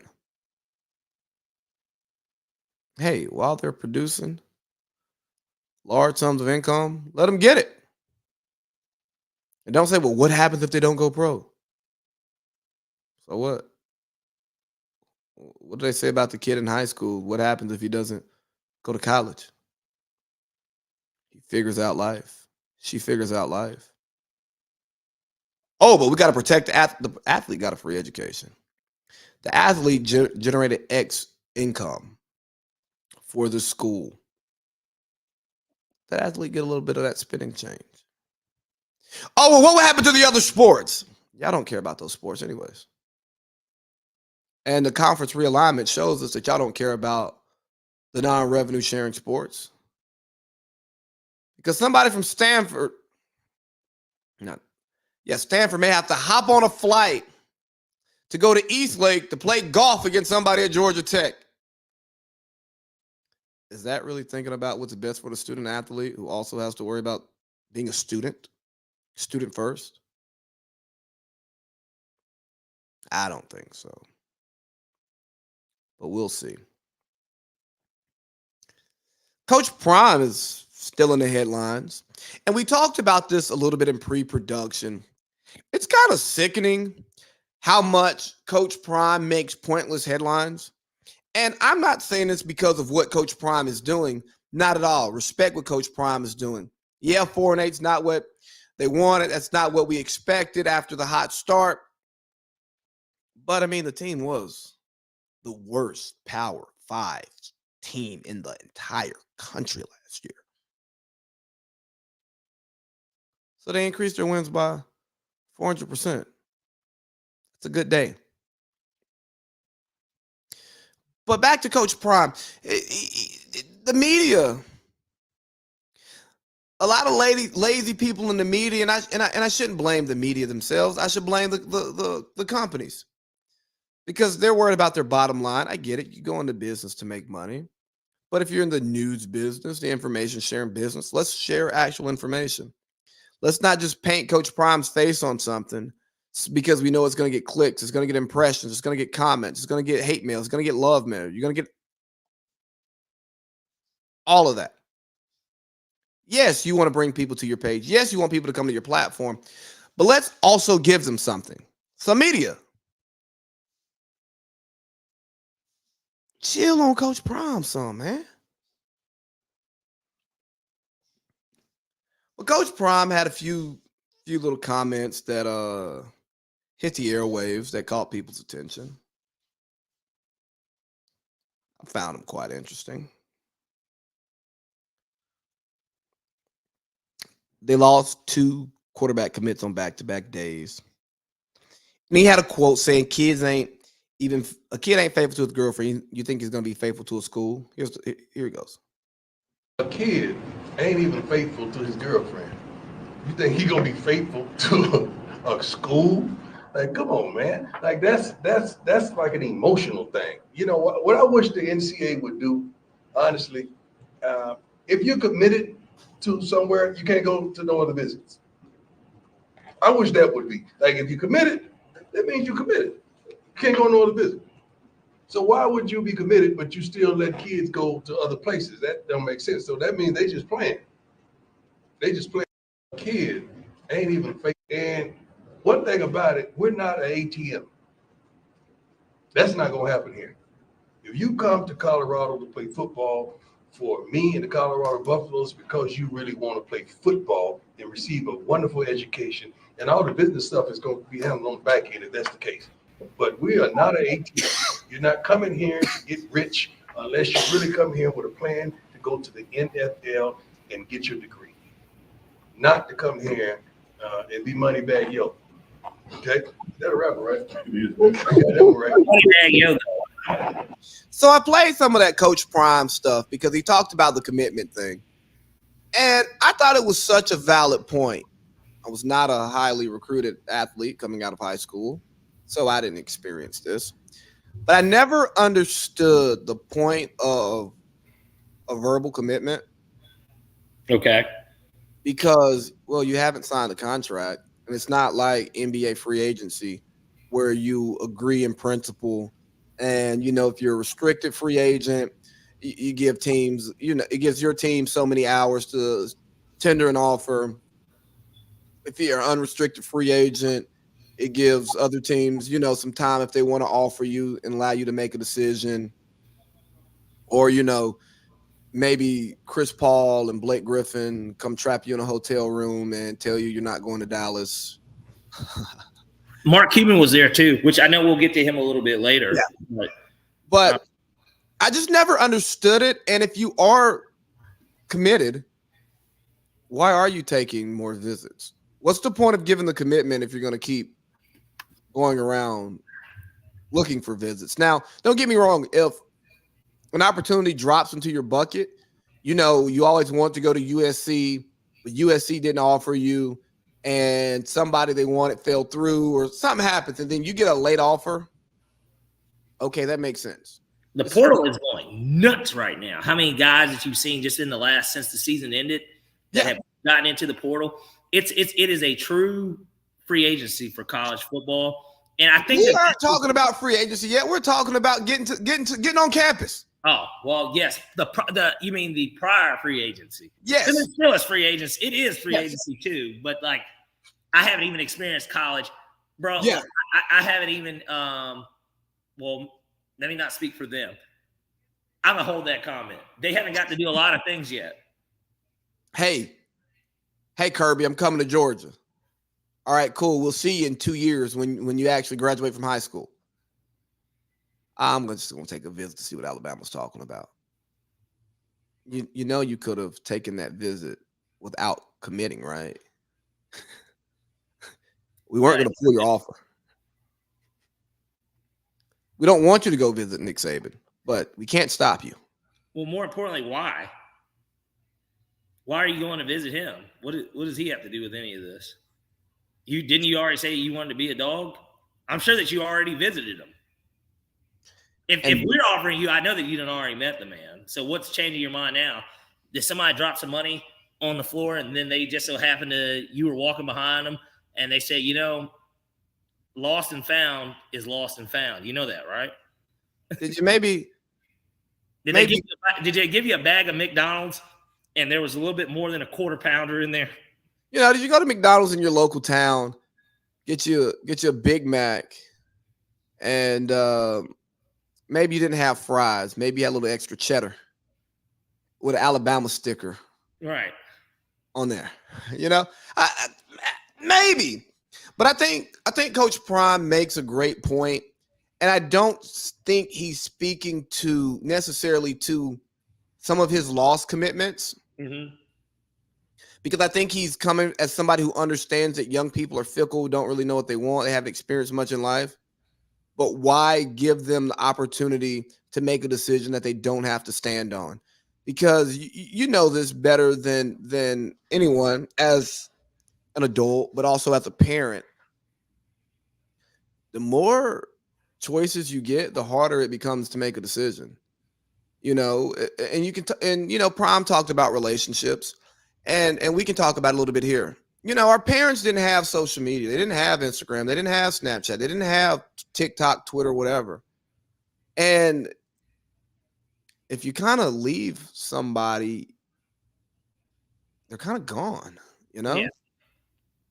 Especially if in the home phone days, Tell like me. your high school sweetheart, once she moves to her own place, you don't got those 7 digits anymore. You can call mom. Well, more importantly, it's over with, buddy. Yeah. But because of that, people Gone.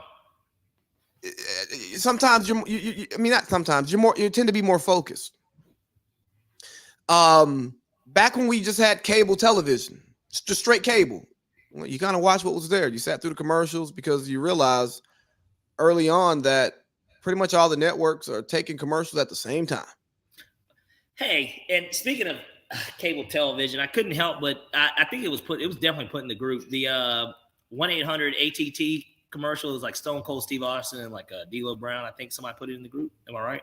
I don't know. I've barely been in the group today. It wasn't today. It was like yesterday. I don't remember. But point being is I've been earning my paycheck all week. Really? Yeah, I worked till 7 Tuesday. I worked till like 6 yesterday. A lot of hours. Yeah, I worked like 5 today, and then I had football. A lot of them aren't there. Huh? Said there's a lot of them aren't there. Yeah. I don't like it. And cheers to that. Look, I put in a little overtime today myself, obviously. I'm proud of you. Oh, yeah, you did. I did. Yeah.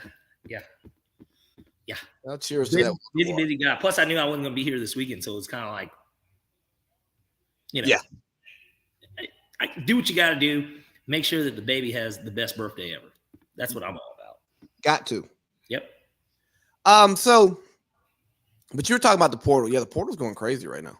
I didn't realize, by the way, that our daughters' birthdays are less than 2 weeks apart. No, they're not. They're my daughter's the 6th. We just celebrated it late in California. But you had the party late too, though. Okay. Yeah, we had the Cartersville party. Right, they're a month away. 29. Yeah, they're a month. Yeah, 28, 29 days, something like that. Yeah. 2 years and like 3 years. It's beautiful. Very beautiful. But the portal, it's a free agency and it's getting out of hand. I mean, everybody's transferring. You saw Uyunglele is transferring again. And I get it. Oregon State's coach got hired and he's going elsewhere. And so I can, in some degrees, you can know why a guy's leaving. Like you understand why he's leaving. He's leaving. Damn, we needed that. But you can understand why a guy's leaving. And so, but it also makes college football that much more interesting. Just like the league, the NFL, the NBA, MLB, all of it. Like everybody gives a fuck about where Shohei Ohtani's going. this Yes. season for baseball, right? Winter meetings are they're coming up. I think they're in Nashville right now doing it. They're probably talking about bringing a fucking baseball team to Nashville. There's a lot of stuff that goes on at these meetings. We know for the NBA, it's during the summer league. That's where a lot of deals get done. The drafting's already been done, but the free agency's literally picking up right that moment, trades, all that stuff. You remember back in the day before they changed the trade deadline, All-Star Weekend, when the trades happened. Right. But now it's just a totally different thing anyways. Like everything for college, it's happening immediately once the season's over. Mm-hmm. Right. And it gives you all this time from December up until spring ball. Because even guys can be transferring during spring ball. Like guys, when they lose out their job, they can transfer. That way they're there for the OTAs. And they can get enrolled in school. And it's great for player empowerment, right? Because the coaches are doing the same thing, right? Yes. Like that's been the biggest argument on that front. Is that, well, if a guy commits to a guy and then he changes his job immediately after the season, why is it that I have to sit out a year and I can't transfer anywhere that I want? Let's say that I'm from Bessemer, Alabama, like Jameis Winston. I committed to Auburn. They fired Hugh Freeze because he was giving impermissible benefits to somebody again. Nick gave me the offer too. He just told me it was going to take 2 years before I got on the field. Well, now I want to go to Nick because I want mama and daddy to be able to come to Tuscaloosa and watch me play. Why can't I do it? He left or he got fired. Like something happened that I didn't know about. I wasn't a part of this. Why can't I have that same opportunity and he gets that opportunity? So it's all fair from that perspective, but it does create this untraditional. It really is turning it into its own league, honestly. Yeah, I mean it's. And some would argue that college football in some circles is way more popular than pro. Like in New York, the NFL is more popular than college. But I would argue in Atlanta, college football is more popular than the NFL. Well, and look at the Falcons aren't good or haven't been good traditionally. I just think that more motherfuckers just give a fuck about college football than they do the NFL. Like, look at Georgia's home attendance. No, look at Sanford Stadium and look at the Benz. One seats. Even when we're good, even when we are good. Well, one seat's 90,000 and one seat's around 60,000. One only fills up for Beyonce. The other one fills up weekly. Right. No matter who's in the bitch. It doesn't matter. They could be paying UT Martin. Why, bro? Why? You're gonna still get the crowd. Now they might leave early or might show up a little late, but at some point in that second quarter, it's sold out. Bro, it's so funny. I was about to say UT Martin too. Well, why are they? And it's because they're like the whipping boy. It's like when somebody talks about somebody working somewhere and they're like, you don't want to be working at McDonald's. McDonald's, for whatever reason, is just giving this whipping boy.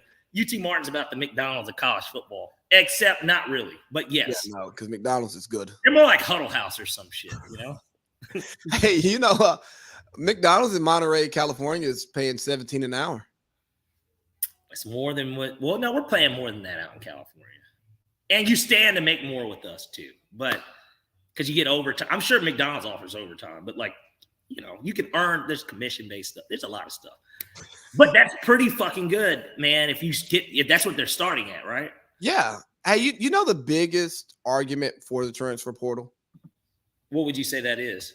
Bobby Petrino going back to Arkansas. Bob Petrino is an example of the good old boy system of college football. This man has been through everything that you could possibly go through. Sex scandal, accident, just sleazy tactics in general. Obviously, we know all too well here in Atlanta. Yeah. He's a sleazy dude, and somehow, some way, he's had the opportunity to now go to be at Arkansas twice, be at Louisville twice, have other jobs in between, and continue to get a paycheck doing this. And his price is never below $1 million. Like him being an OC at Texas A&M, he got at least $1 million this year to do that shit. Yeah, he'll sit on his ass. And it didn't fucking matter how good the team was because they were like, nah, man, this guy's super qualified. Like. They're like, yeah, all right, we see the baggage, but gosh, what about what he did with who do you have in Louisville? Brian Brom. What did he do? Like, look at what he did with Brom. Did he got the tail end of the start of Teddy? Did he recruited Lamar? His second go round, he had Lamar. Lamar was his player. Yeah, he was. Yeah, he was. So that and I think that's what a lot of people saw when they're like, oh man, like maybe this is what the Michael Vick experience could have looked like, right? Well, Michael Vick said this on the Herd today that he really started coming into his own under Bobby Petrino, and he wished he would have had more time with Bobby. But obviously, the court system said otherwise. Well, it was never gonna get. He was never gonna get that opportunity. Let's keep it 100, right? He was never gonna get that opportunity because once Vic was found out, we knew what time it was. We knew that he was cut. We knew he was going to jail. No, prison. Yeah, I'm sorry. Yeah, you're right. Jail is if I do something and I can get out in 3 hours. Prison is you're going to be here. Like you've got a cot, you've got a room, you've got a cell, your inmate number. This, you've got to check in here. Yeah, you got to fight for your manhood. I'm sure Vic was probably good in there though. He said he was good for the most part. He said it was a couple times playing basketball. Some guys was trying to, Well, because then they could say on the outside, like, yeah, I fucking like one up Michael Vick. I beat Vic. I beat Vic in 5-on-5. I beat Vic in 5-on-5, and I punked him. Well, but Michael Vick's a nigga too. Michael Vick's from Virginia Beach, right? Like he's from Newport News, baby. Yeah, he's a nigga. He's a nigga. Hell, we knew he was a nigga when we saw him in the 24 video, and he's like, him and T.I., which we'll get to that in Culture Hour. I know that you saw the video I put in of T.I. at 11:45, and what he did, he actually stood on business, as people like to say these days. I mean, that's what his son told him. He stand on business. That's what that nigga actually did. That to me was the definition of what he actually pulled. Did you watch the video? You didn't, because he said today you've been. Well, he's still on business. You know what happened? We'll get to it, but I'll just give it because, gosh, we're getting right into hour 3 anyways. Yeah. Hey, last thing in college football, real quick. Do you believe that Caleb Williams is his draft declaration will be a game time decision? No, absolutely not. He's out of there. He's gone. While we're in college, do you have any thoughts on Kim Mulkey? I did not read the whole thing. So I'll read it because you're saying that she had done something similar with Brittany Griner. She protects her players. Is that correct? Is that so? I'll read the Anscape Instagram post because this is Black media, and I think it's important to highlight Black media because you get the Black perspective. But I also think that it is important to be critical of Black media, just like we're critical of mainstream media, because, bro, sometimes these Black media outlets just be reporting bullshit. It's like, when you say mainstream media, do you mean Hewish media? I mean the outlets that we have accepted and seen over the years. So like Hewish ones, like the ones with different, like a hue. I mean, you could say rhymes with Hugh. I don't want to say who it is because I don't want to be done for. I don't know who owns these outlets. Oh yeah, the fuck you do. I don't know. Kanye didn't need to tell us, but we know exactly who owns the media. Hold on, real quick. Why did the Seahawks have Jamal Adams in coverage? Because he's a great cover man. Remember? Okay. So here we go. LSU coach Kim Mulkey and a history of callousness. After LSU star forward Angel Reese missed her second straight game, her coach Kim Mulkey described her team as like a family. It was the language of manipulation, and just days before a traditional holiday feast, some people ate it up. I'm going to protect my players always. They are like a family. Those kids are like my children, and I'm not going to tell you what you don't need to know, and that's just the way I address things. Some call Mulkey's commentary cryptic, but like her flashy fashion choices, her words were deliberate. Sure, the reasons why Reese has been absent from the floor the last 4 games are unclear, but one thing is for certain. Mulkey craves and crudely commands the spotlight. With fans and media alike trying to make sense of infighting among the defending national champion Lady Tigers, while the coach remains mum, one question continues to bubble up to the surface. Why would anyone want to play for Kim Mulkey? So they can make teacher salary? Because she's a winner. She's a champion. Maybe she knows the game really well, and she teaches and develops.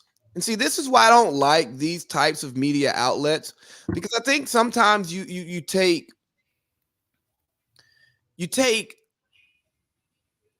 people who want to talk about culture, they want to talk about civil rights, they want to talk about non-sports They related. didn't watch the game. They're like, well, why isn't he playing?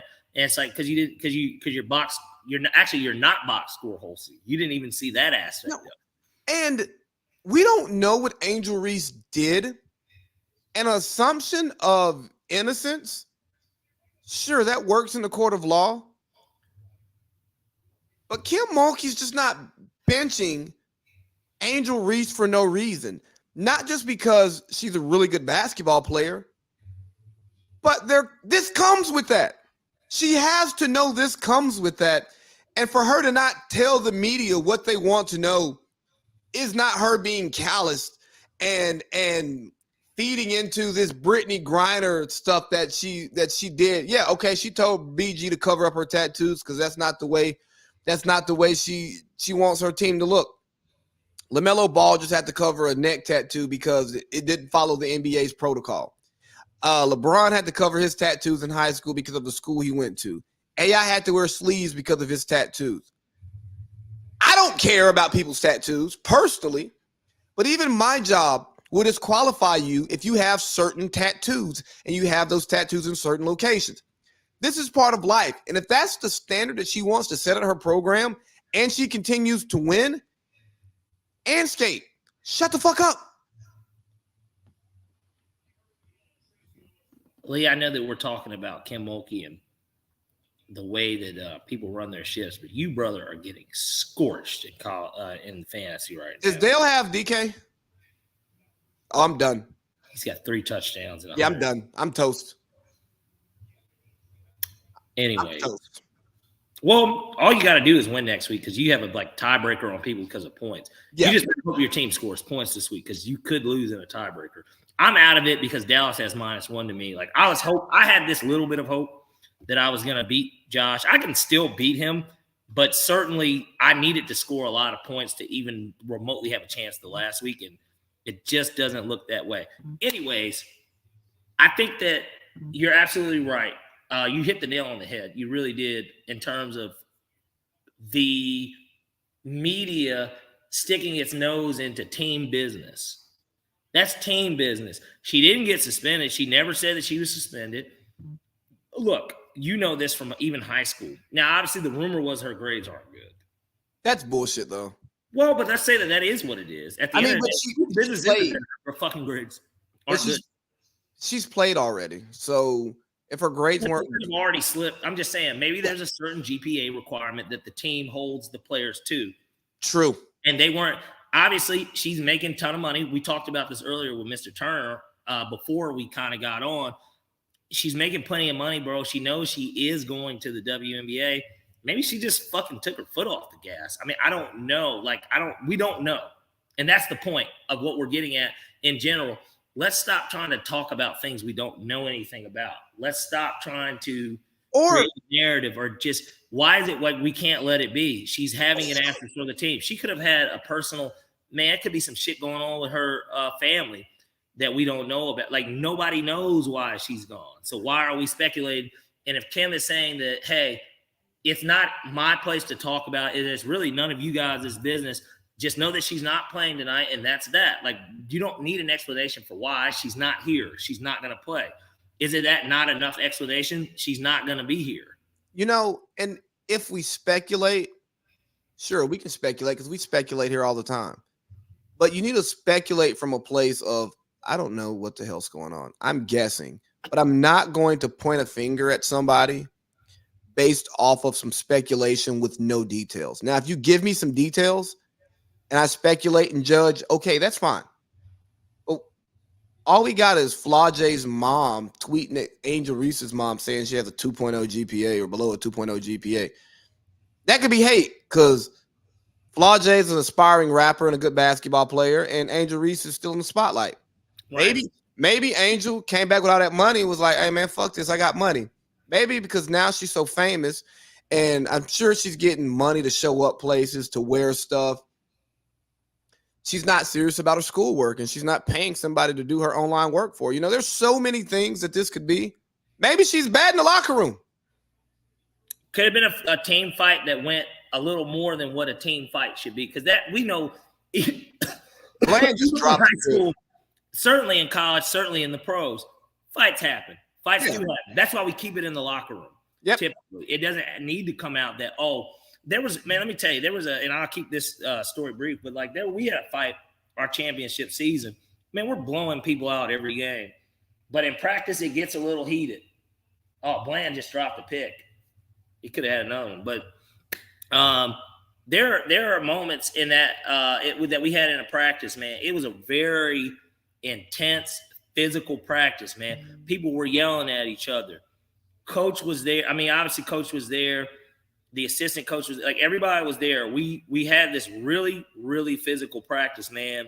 There were no punches thrown necessarily, but there was a bunch of like just getting in each other's face. And look, especially when you got two different teams playing against each other, we were pretty deep. So it wasn't just the starters versus the bench. Sometimes it'd be 2 starters on one, 3 starters on the other, and we're mixing and matching, man. And the thing is that there's a competitiveness, certainly amongst men. I'm sure that there is with women too. Anyone in any type of thing that is competitive, and sports are just that. They're very competitive.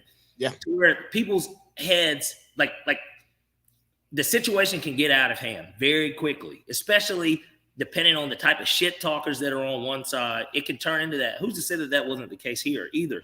And maybe it went a little too far and she knew better. Like it was something to where you crossed the line. Yeah. We're going to have a silent benching / suspension.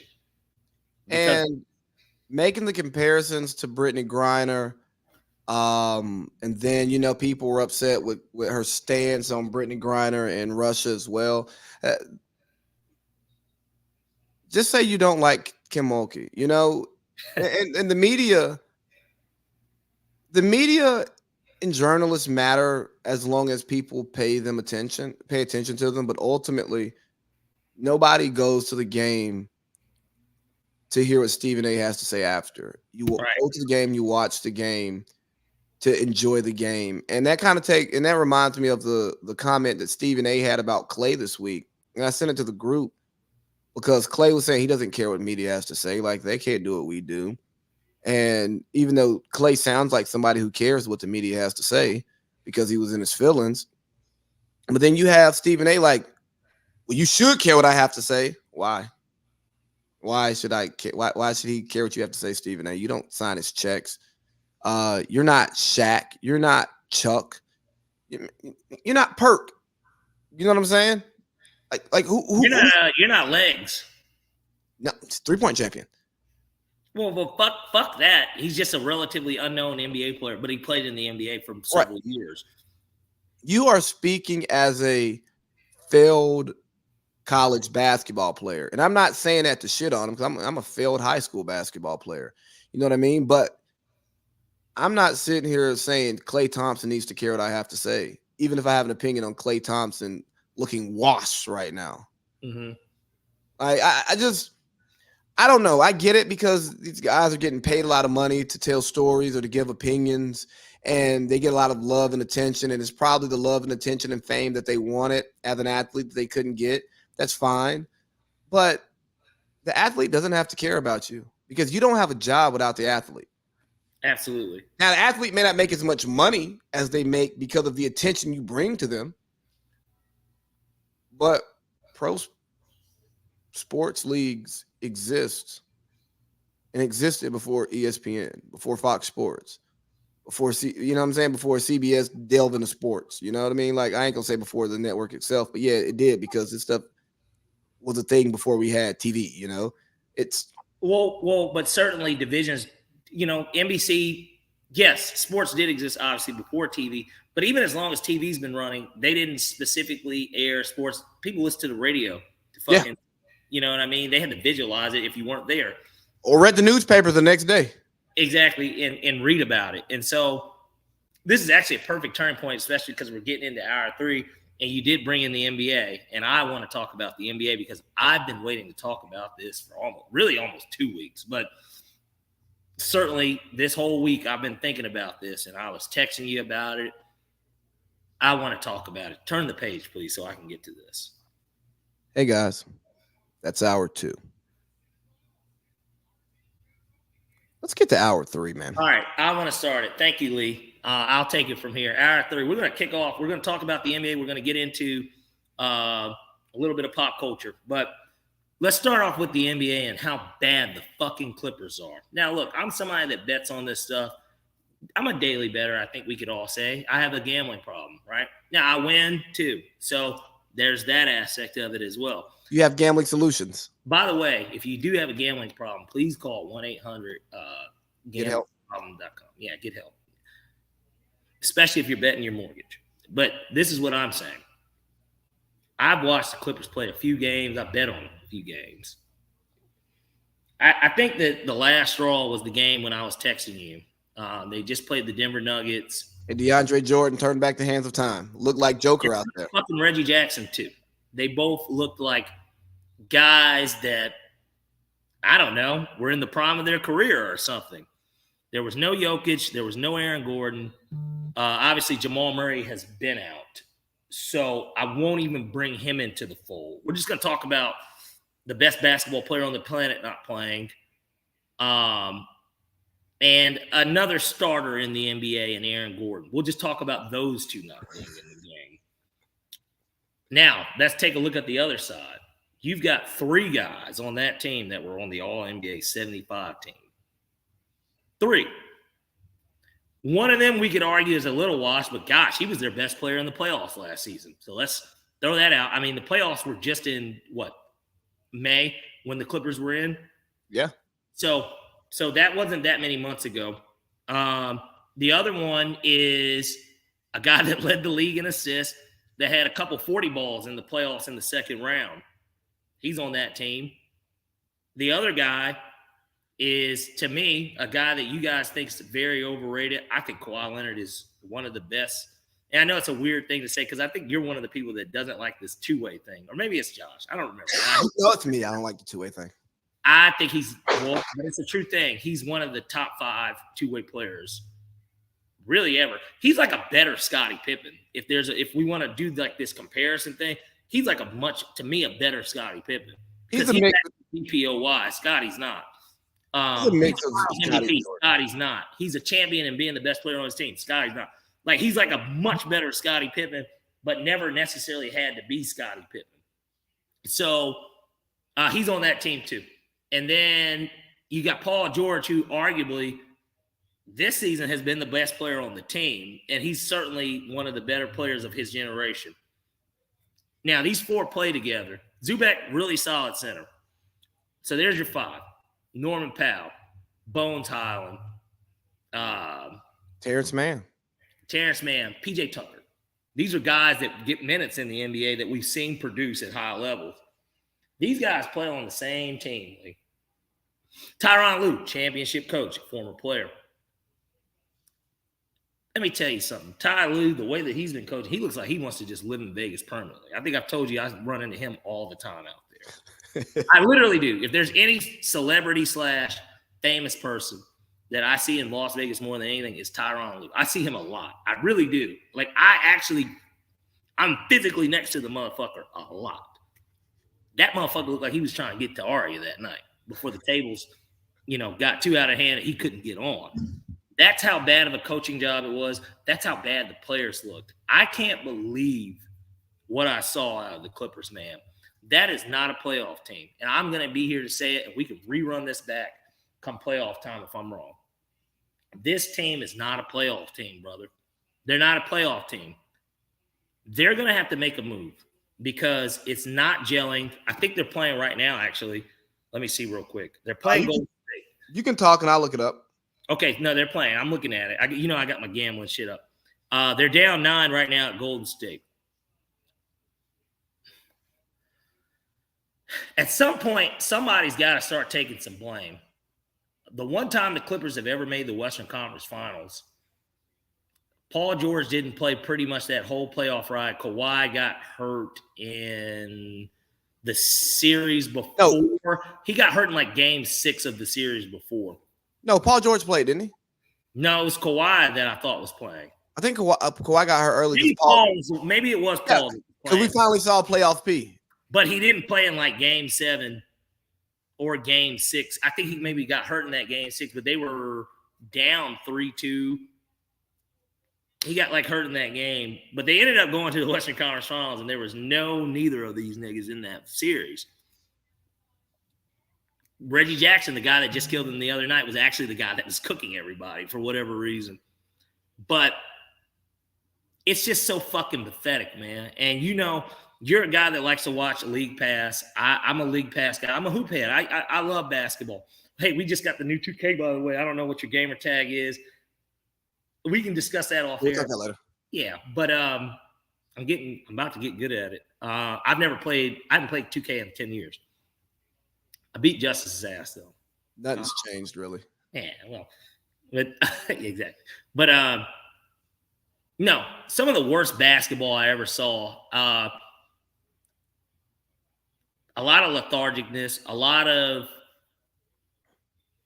just not giving a fuck. I mean, I don't know if the money has done this to people, but like, it was uninspiring basketball. Paul George, obviously, he had like one of his worst games. And look, these guys will have bad games. Like, I understand that. The whole team shouldn't be playing that way. It's almost like it fucking infectious to the team. James Harden looks like a shell of himself. Russell Westbrook looks old. Cowboys better quit playing around. That's what this looked like to me. It looked like a group that didn't care. And I think that that's just going to continue to carry over. And it's not a lineup thing because now they play together 10 plus games. That group's been together now. And it doesn't – look, we talked about this earlier, patience, right? Like we do need that. That team's not on patient time. That's why they made the trade for James Harden because this is kind of the last year of running that shit together. They've been together. The Paul George, Kawhi Leonard thing's been going on now 5 years. Lakers have won a championship since. Well, Ty Lue's been there for 4.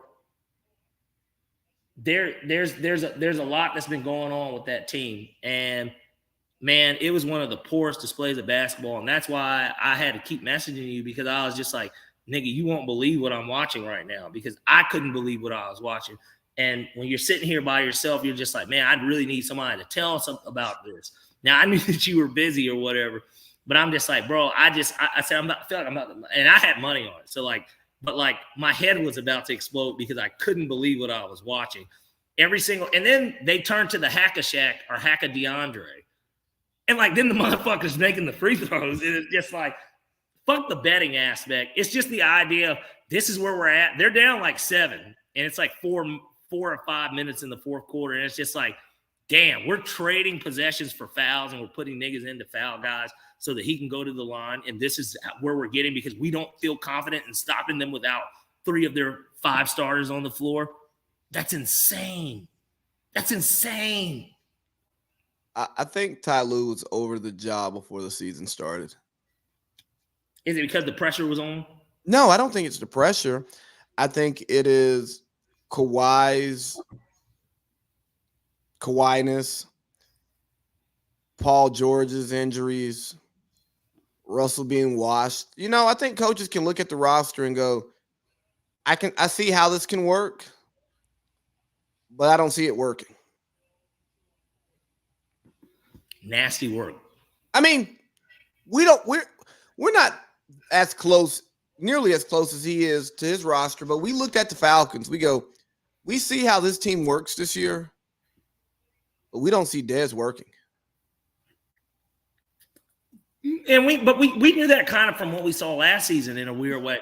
Like everybody said, when we were 2-2, he had no turnovers. We saw it. We saw the writing on the wall with him for 2 reasons. One, it took him that long to put him in.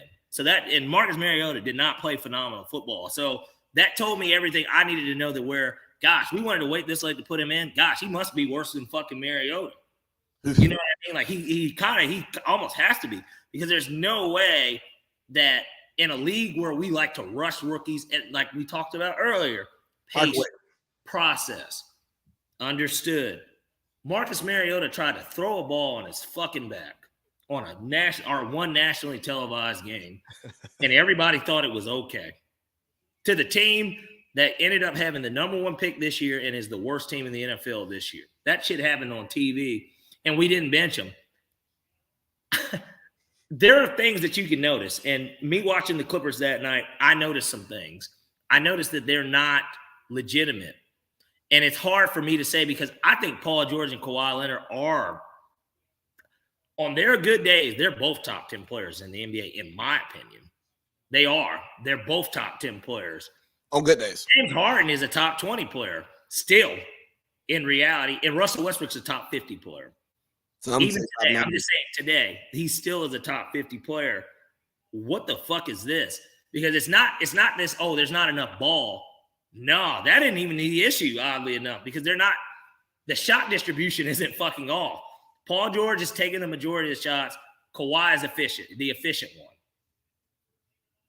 Harden's coming off the bench. Harden's one of the ball distributor, and Russ is the guy that comes off the bench. Now, that's supposed to get the spark, and that's supposed to run the second unit, and he can get his points, but be who you've been, Mr. Triple-Double. Like, be an all-around player, which is kind of what he's supposed to do. It's not working, bro. It just isn't working. That team's not built to do this. Hey, man, the Clippers are cursed. The cursed Clippers. And despite new ownership, despite new faces, despite new coaches, they continue to be cursed.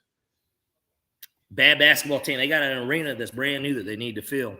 And the owner's going to end up paying out money that he probably shouldn't just to get what's going to end up being a bunch of washed dudes. Unless he makes a trade before Valentine's Day. Hopefully somebody shows them some love. Hey, that other team in LA just got dog walked by OKC today. And they got beat by 44 by Philly like 4 days ago. Yeah. But they're the number 1 seed in the play-in tournament. Well, of course, LeBron wants to add to his accolades. I won the one tournament that was, what did we call it again? The NBA play-in tournament. No. The one that everybody says lay Mickey and a Disney title. Oh, yeah. The bubble title. Yeah, we won the bubble. We can win the play-in. You can get a play-in MVP. Hey, MJ doesn't have one of those. Well, exactly. That's what it is more for some. I'm not trying to put this on LeBron because it's not just a LeBron thing. And the Lakers are a brand. The Celtics are in it too. Like, the NBA knows who they really want to play that game. They want it to be the Lakers and Celtics. That's what they want. But and that's probably why the Lakers melded in today. AD played all right. I mean, he had like 30 and 14. LeBron had 21. He's resting up for KD. He got KD and Book coming up this weekend. And maybe Brad Beal's not playing. You sure? I'm more than confident. Well, I tell you what, if you were a betting man, you would be right a majority of the time because that motherfucker doesn't play basketball anymore. He dresses up well and he sits on the bench. He looks like an assistant coach, player coach, if you will. I mean, on a Supermax. On a Supermax. Has the Supermax worked yet? I mean, I think Steph is still. Oh, yeah. All his money. Yeah.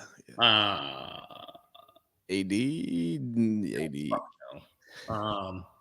He's too inconsistent. He's not, like I said, I think we talked about him. There's 3 bigs that we can all identify as being better than him, and he should be in that category, and he's not. It's worked with Steph. Steph is like the only person where it's absolutely been worth the money because he's still a draw and he just still plays really well. Jaylen Brown? I tell you what, Trae Young, for all intents and purposes, statistically at least. He hasn't signed a super yet, has he? Yeah, he signed a super max already. I thought he signed just a regular max, but okay. No, I thought it was super. I don't remember. He made it all the team, didn't he? Oh, you know what? Giannis signed a super max. Let me shut up. Well, of course he's worth it. And Jokic, Dame has been worth it from statistically. He's been worth it too. Yeah, Jokic signed one. So some of them have worked. Has anybody won a title on the Supermax? Jokic. That was the first year of it last year? Yeah. Yeah, because he was a 2-time MVP. I mean, yeah. Hey, and you got to eat these words because you were You did not think he was the guy. I ate those words after the. Yeah, but I'm just saying. Yeah, no, I accept it. On this podcast today, he's the best basketball player in the world. Yeah, I mean, yeah, Jokic is the best basketball player in the world. These white men are dangerous. That's what I'm saying. They're dangerous, and Luka has been worth it too statistically. Like statistically, he has been worth it. He's been and he got to a Western Conference Finals. So I mean, still what Trey's done. Yeah. He and Kyrie are looking good. So right, and they've gotten off to a great start too. So you think the Lakers and the Celtics are gonna be the championship, huh? I sent you what I thought. Actually, I don't think that was my. I actually think Phoenix is going to beat LA. I think LeBron's gonna have a good whistle. Give me 1 second. Let me look. Oh yeah, you went Bucks, Celtics, Kings, Suns, Celtics. Yeah, that's how I see it. I see Suns, Celtics. I think the Celtics are, as long as, because Porzingis has been out a couple games, as long as Porzingis shows up, I think that they've got the best starting five in the NBA. So I mean, by the way, Dak he's 1 yard short of 300 yards. But basically 300 yards, 3 TDs, no picks, no turnovers today. MVP case is going to continue to go. If they beat Philly, why not is all I'm saying. But let's continue with the NBA. I'm sorry. That just popped up as a graphic. The Pacers, Tyrese Halliburton, the NBA's new media darling. Does he make a run at the end? Now, fuck that. Most underrated player in the NBA for sure. He's a walking 23-12. And he plays a style of basketball as a 6'6" point guard that, let me give you a name from his assist standpoint, what he kind of reminds me of. He doesn't have like the shake and bake, but of the way that a lot of people used to talk about him. It's Kyrie's uncle or godfather, Rod Strickland. Rod Strickland was somebody that had a lot of assists like he was just an assist. He plays like in terms of distributing the ball, he plays a lot like that. It just feels like every single night there's a chance that this guy is going to give you 15 assists, and that's like wildly insane because it just doesn't happen. It's not like John Stockton's a little different. Pick and roll all game. Exactly. His are coming differently. Like it's not pick and roll only. It's not there's Buddy Hield or who plays for the Pacers, Benedict Mathurin. Like it's not, this guy's open and like I just, I got the assist. No, he's like playmaking. And it makes you wonder, as good as DeMontis Sabonis has been for the Kings, can you imagine a De'Aaron Fox, Tyrese Halliburton backcourt today? But hey, you know what? The Kings are doing well too, so that's going to be the Trey Luka debate. People are going to pick a side, but you just look at the results, and I think both parties walk away happy. Mark Cuban sold his majority share of the Dallas Mavericks team value at $3.5 billion. He is going to remain in basketball operations. He also stepped away from Shark Tank. There are some rumors that he may be trying to make a push into politics as a vice presidential candidate. Well, there's rumors that and there's rumors of the gambling. Exactly. I think that's actually more true. Yeah, I do too. I don't think if it gets legal in Texas, why wouldn't he be the one that takes advantage of it? He knows everything about the state. It's obviously a no state income tax place. Why wouldn't he be the one that does it? And of course, he can't have too much of an interest. I don't know how that works. That's the weird thing, because the guy that owns the Rockets owns the Golden Nugget, but maybe he doesn't own it anymore. I don't know, but I don't know how that works, considering how they're all the leagues are in bed. There's some loophole that he'll work his way out of. But maybe there's a percentage of the team, because maybe the guy that owns the Golden Nuggets doesn't really own Golden Nugget anymore. He might have given it to his kids or something. Cuban's gonna figure some way out, and he's probably staying in charge of basketball operations if his plan doesn't follow through, so that he can still do the basketball thing if the other thing doesn't work. Because once you give that up, you're not getting it back. Well, he made a hell of a return. I think they said he bought it for $250 million. Yeah. 3.5, not a bad return on investment. That's a pretty good ROI, if you ask me. I mean, if I could turn, you know. Hey man, give me 50,000. Let me turn that to $1 million, and I'll be happy as shit. Let me get 50 and turn it to 1,000. Hey, well, just bet all your money on this. No, I'm kidding. What? Is there anything else pressing in the? Oh, Josh Giddey. So I gotta say, don't you Malika Andrews this thing? You knew goddamn well we needed to talk about it. I think the Josh Giddey story is very interesting, and mainly because, well, the team's known about it for a year. We find out that the NBA is investigating, but we're not hearing anything about the police investigating. I go, well, if Josh Giddey's messing with this underage girl, I don't really care what the NBA thinks first. I care what the police think, because every state is different with the age of consent, and we can morally disagree with something, but the age of consent in this great state that both of us are sitting in is 16 years old. Now, am I telling adult males to pursue 16-year-old women? No. That's gross. What are you going to do with that? I mean, for 5 years, I'm just curious. It's not about, we need to be drinking, but like, what are you doing? What are you talking about? Because at that point, it sounds like a sex thing. Yeah. Like, I was having a conversation. That makes it even more weird, because it makes it like, well, because what else are you, certainly you're not having, like, what are even your conversation? Like, what are you talking about? Like, what are you doing? Literally. Yeah, and I was talking to one of my friends recently this week, and he was telling me that he's going to the Little Baby and Friends concert. He's taking two of his cousins with him. One's 21, and the other one's like 16. I said, why are you going to a concert with a 16-year-old? You can't go anywhere after if you want to. You got to go home. Well, the kids want to go, so I'm like, okay, cool, whatever. You hit me with your moral kid stuff. Oh, you love the kids, cool. But back to Josh Giddey. So allegedly, he met the girl in a club, established a relationship.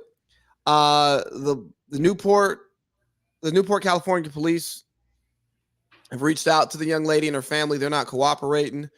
Maybe because it was just a mutual relationship and they don't want to get the guy in trouble and they're okay with it, or maybe they got paid off and signed NDAs and they can't talk.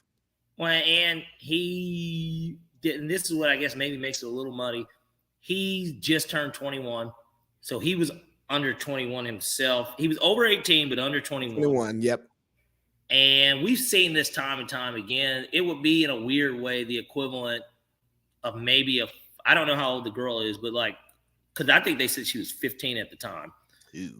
It could be in a weird way. He could have been what would be considered a senior with a freshman. But he had that relationship. Obviously, he's from Australia, so it wasn't like he knew her prior. But like then there's that video of them being in a club that was apparently 21 and over. There's a lot of different ways that his attorneys probably can slice and dice the shit out of it, and especially if they don't want to cooperate. I mean, what are they going to do? Because there's no proof of it outside of some pictures that, especially in an age of AI and all this other stuff, you could fake anything.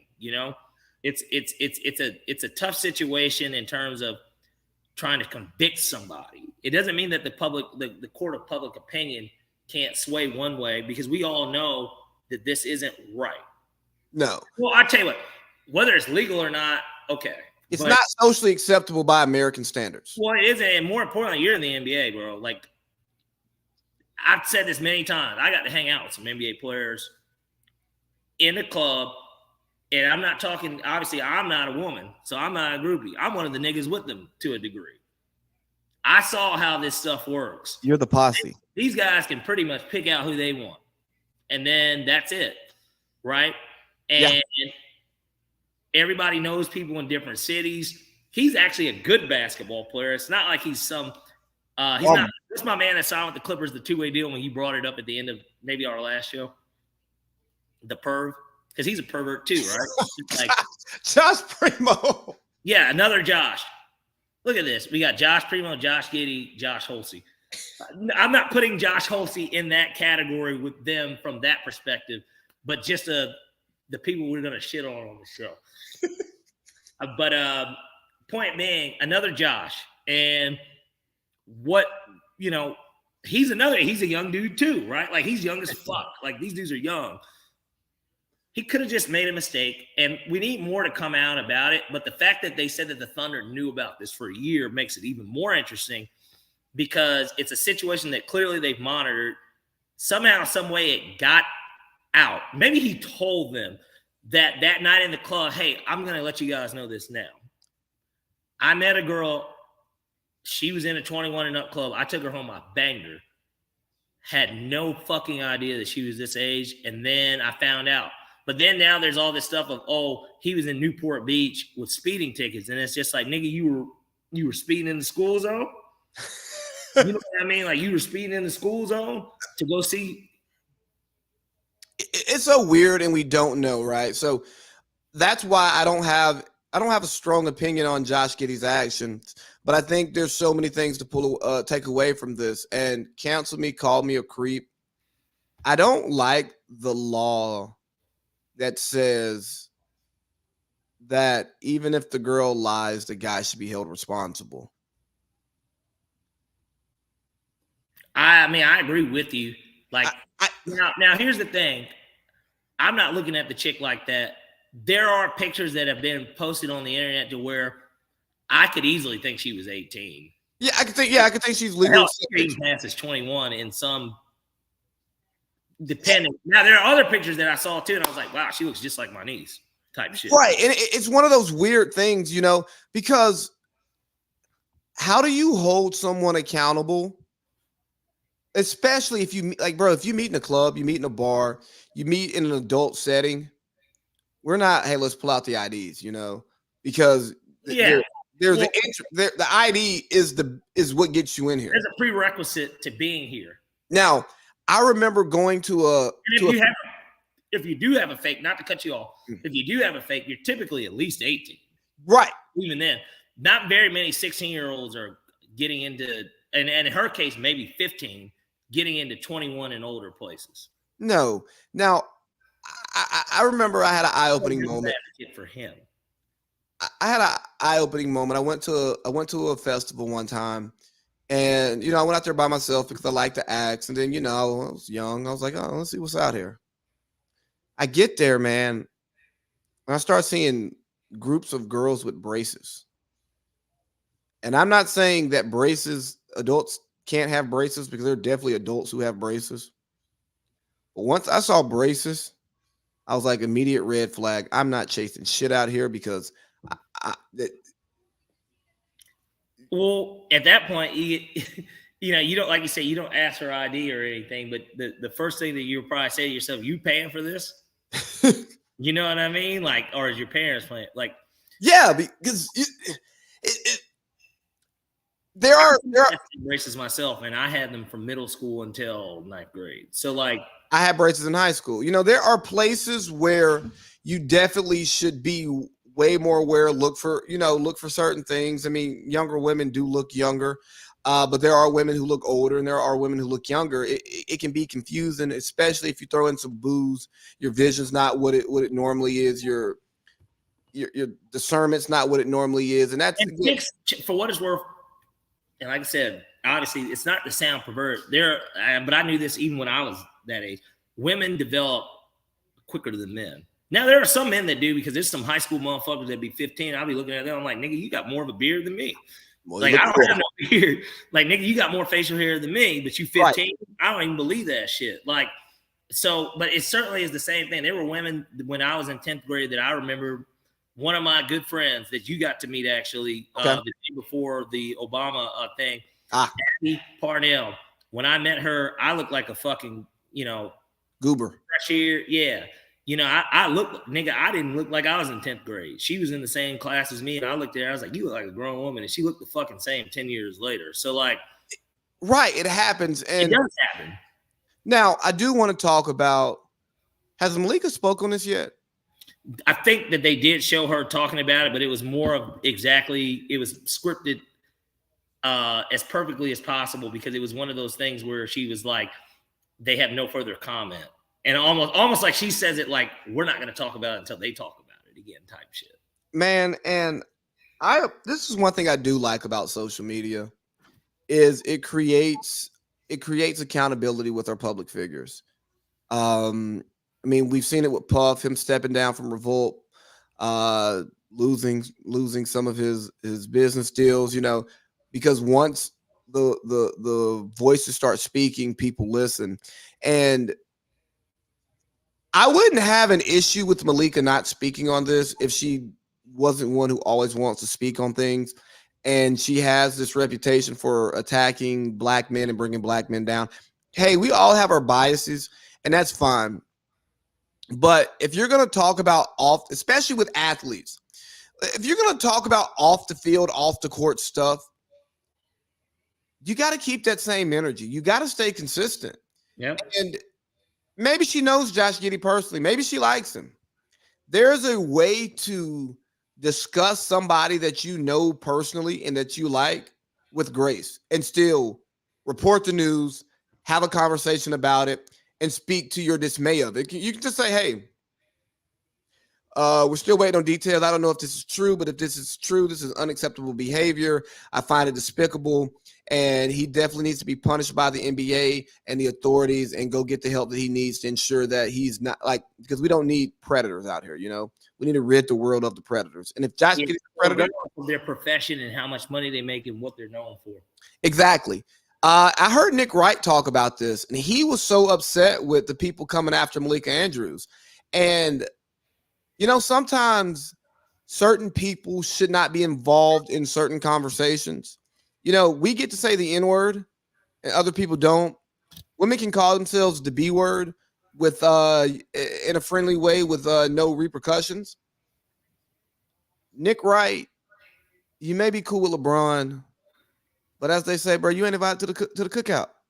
Stay out of this one. Or as LeVar Ball would say, stay in your lane. It is obviously it's always social media based because these people don't get to interact with people on a regular basis because of their position and where they work and what it is that they do.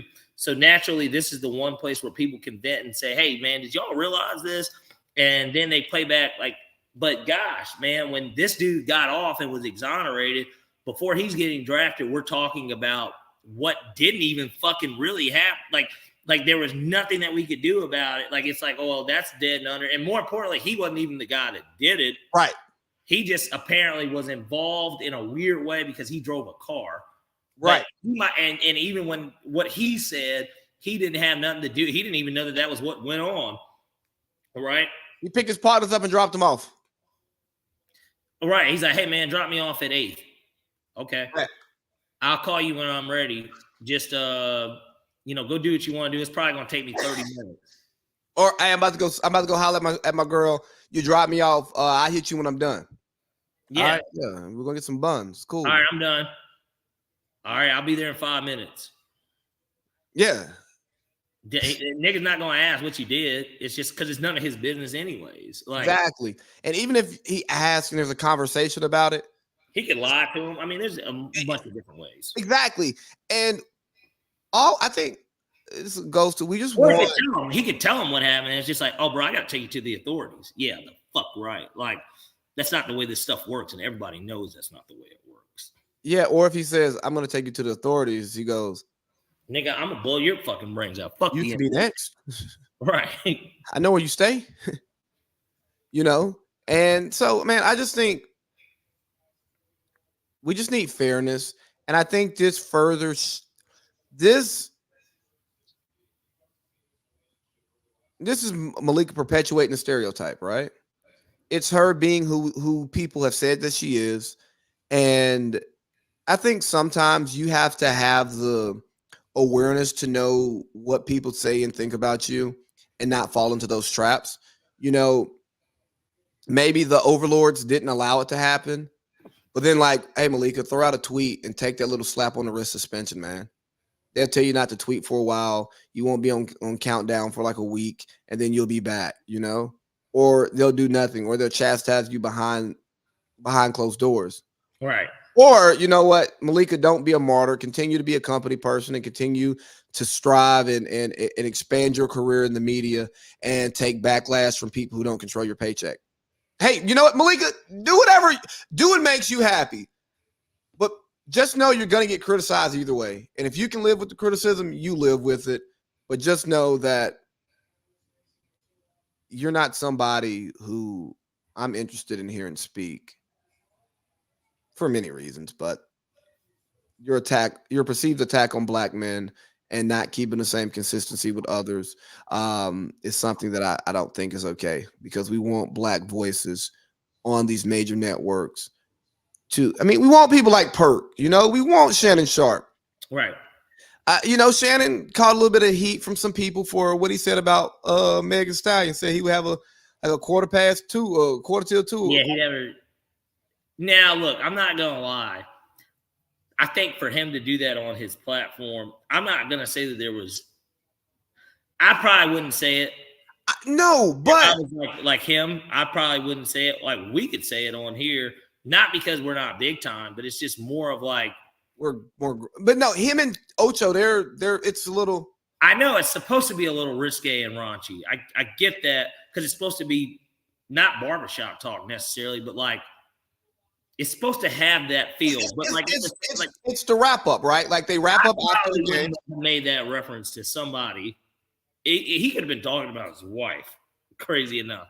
Let's say Shannon Sharp was married.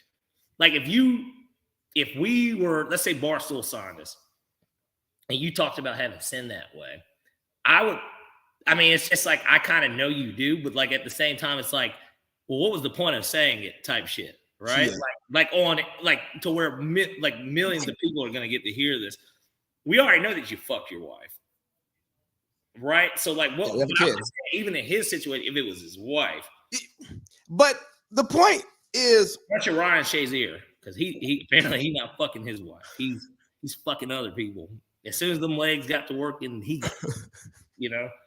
But what I like about what they do over there and what Shannon does is he represents the black community authentically. Sometimes he does stuff and it's like, yo, you're doing too much. Yeah, you mean like the Hennessy and blacks, huh? Yeah, it's like, yeah, you're doing too much. But you know what? It's relatable. You drink Hennessy and smoke blacks. I used to. Well, you know what I'm saying? But when he was doing it, I was drinking Remy. I wasn't drinking Hennessy. I was drinking Remy and smoking blacks and wearing a do-rag out in public. So I'm like, oh man, I get it. Oh, he's got a really good point. Yeah, the presentation it aligns. So that's what a lot of us want. But then we also have to remember that a reflection of black culture are the sides that aren't embraced by mainstream black culture, the ones that we call the sellouts, the ones we call the Uncle Toms. That's still part of black culture. Correct. So, you know what? I said a lot of nothing.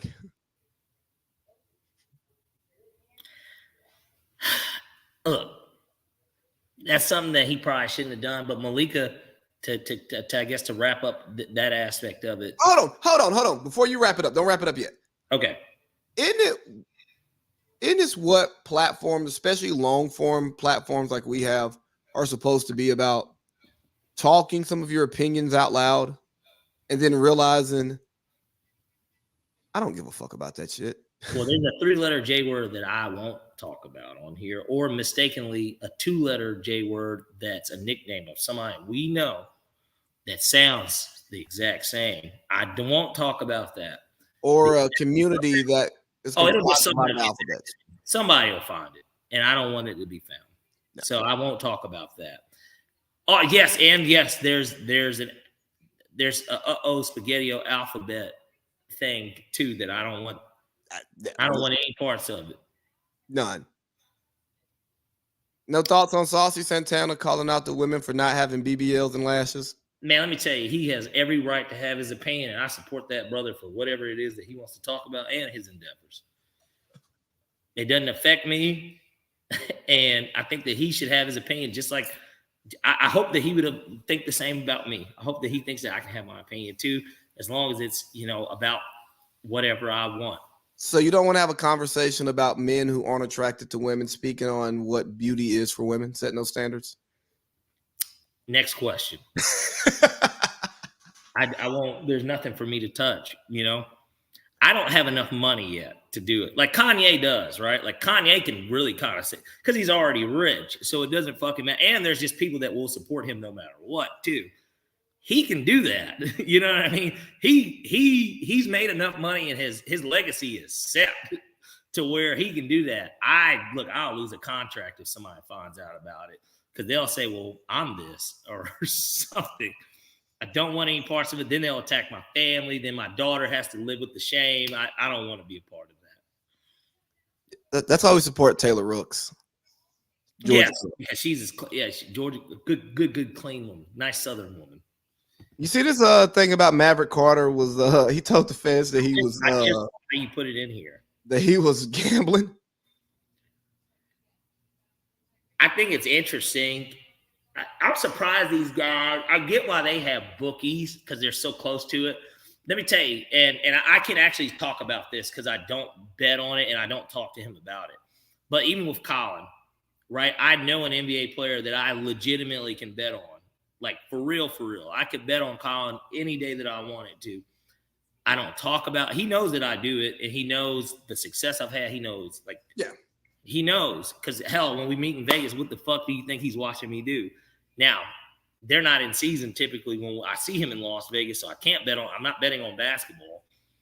I don't bet on Summer League. So, I'm not betting on it. So it's other stuff. It's baseball. It's, me at the tables. But we don't talk about that stuff. I don't talk to him about gambling. Now, Maverick Carter is close to the biggest star in basketball the last 20 years. I mean, there's another one I would argue, but we're for the sake of NBA all-timers and the guy that leads the league in scoring, there's a big difference, right? It's not a big difference, but there's a difference. Point being, he's close to that nigga. And so Bron has showed that he would help his friends make money. Especially early in the season when they were having that nigga at 21 and a half on his point total. He could easily get 20. If he wanted to, he could do it every night. I mean, if he really wanted to. That's not his prerogative, though. So that's what makes it interesting. And I think I told you, matter of fact, we were on, I don't want to out him, but I had a certain NBA star's brother that told me that he bet on that stuff when we were talking. Hall of Fame player. I think you remember when he was here and we were talking. Yeah, I remember that. A little bit too. And I was surprised only because when I looked at him, I'm like, gosh, you look just like him. So I was like, it makes sense. I looked up I found him on Instagram. It's definitely him. Yeah, no. I knew it was him too. I just had to look at him and I was like, oh shit, you are. You most definitely are. But even when he said that he used to bet on the games, I asked him, of course he wasn't, maybe he wouldn't tell the truth, or maybe he just really was telling the truth. I said, did you ever tell him you were betting on his games? And he's like, no. And I understand because he knows how much he could lose and what that would look like. He could bet under. He could have bet under on his brother. He didn't say it was player props or anything. No, I'm just saying for example, he could bet under on his brother, and his brother goes under, or he could bet the spread, and his brother is. He knows what type of game it could be. Yeah, just like you saw the thing on Netflix where the college player was they knew when they were going to really beat the fuck out of an opponent and they could keep it under something. Yep. Yeah. So yeah, it's sticky business. I hate that this happened and it's coming out because I hope it doesn't taint anything that LeBron has done because his friend likes to gamble. I don't think LeBron would cheat the game in that way, but I also don't. Trae Young had a night tonight, but go ahead. I don't know LeBron like that, but I mean, looking at his successes, I don't think he would. I mean, if you told your friend that you bet his over points total, I wouldn't. I know. But if you did, and he goes out and he hits it, okay, or you bet them to win, or you bet their spread to cover, and they go do it, and he knows it, that doesn't affect the game. Let me tell you something. I've actually bet against him several times. And so not player prop wise, but team wise, there was a night, his career high actually took the Nets. He did it against, KD, Kyrie. I remember. Yeah. And like the spread was like 11 or 12 or something, minus 11, 12. And like, I was like, man, let me get the Nets. Get the Nets minus. I did it was like minus 6, 7.5. They lost the fucking game. Then they played them again the next night and I doubled down. Lost again. So like, I mean, well, that's such is life. It's sports, bro. Like, and this, I said this to Josh, bring Josh Holsey back into the matter. When he talked about Jonathan Taylor going down, I said, the one thing I've learned about sports is that nobody knows until it's done. So that's the truth, though. That is the honest to God truth. We really don't know. And that's the glory of it. That's why if you can get it right, it's like, God, you wizard, you fucking man, you. But is there anything else important you want to talk about? I don't care about Diddy stepping down. I don't care about people actually speaking right now. No. Hey, dog, if you're a creep, man, get handled as such. Get help. Stop creeping. Talk to people about your problem and let's fix it. I think that's the show. That is the show. All right, man. I'll see you in person next week. Well, I'll see you on the show before I see you in person, but I'll see you in person next week. We'll do another show. We'll have the picks out tomorrow. We'll have the show up in the morning. You guys have a great day. We're out of here. Take care, sir.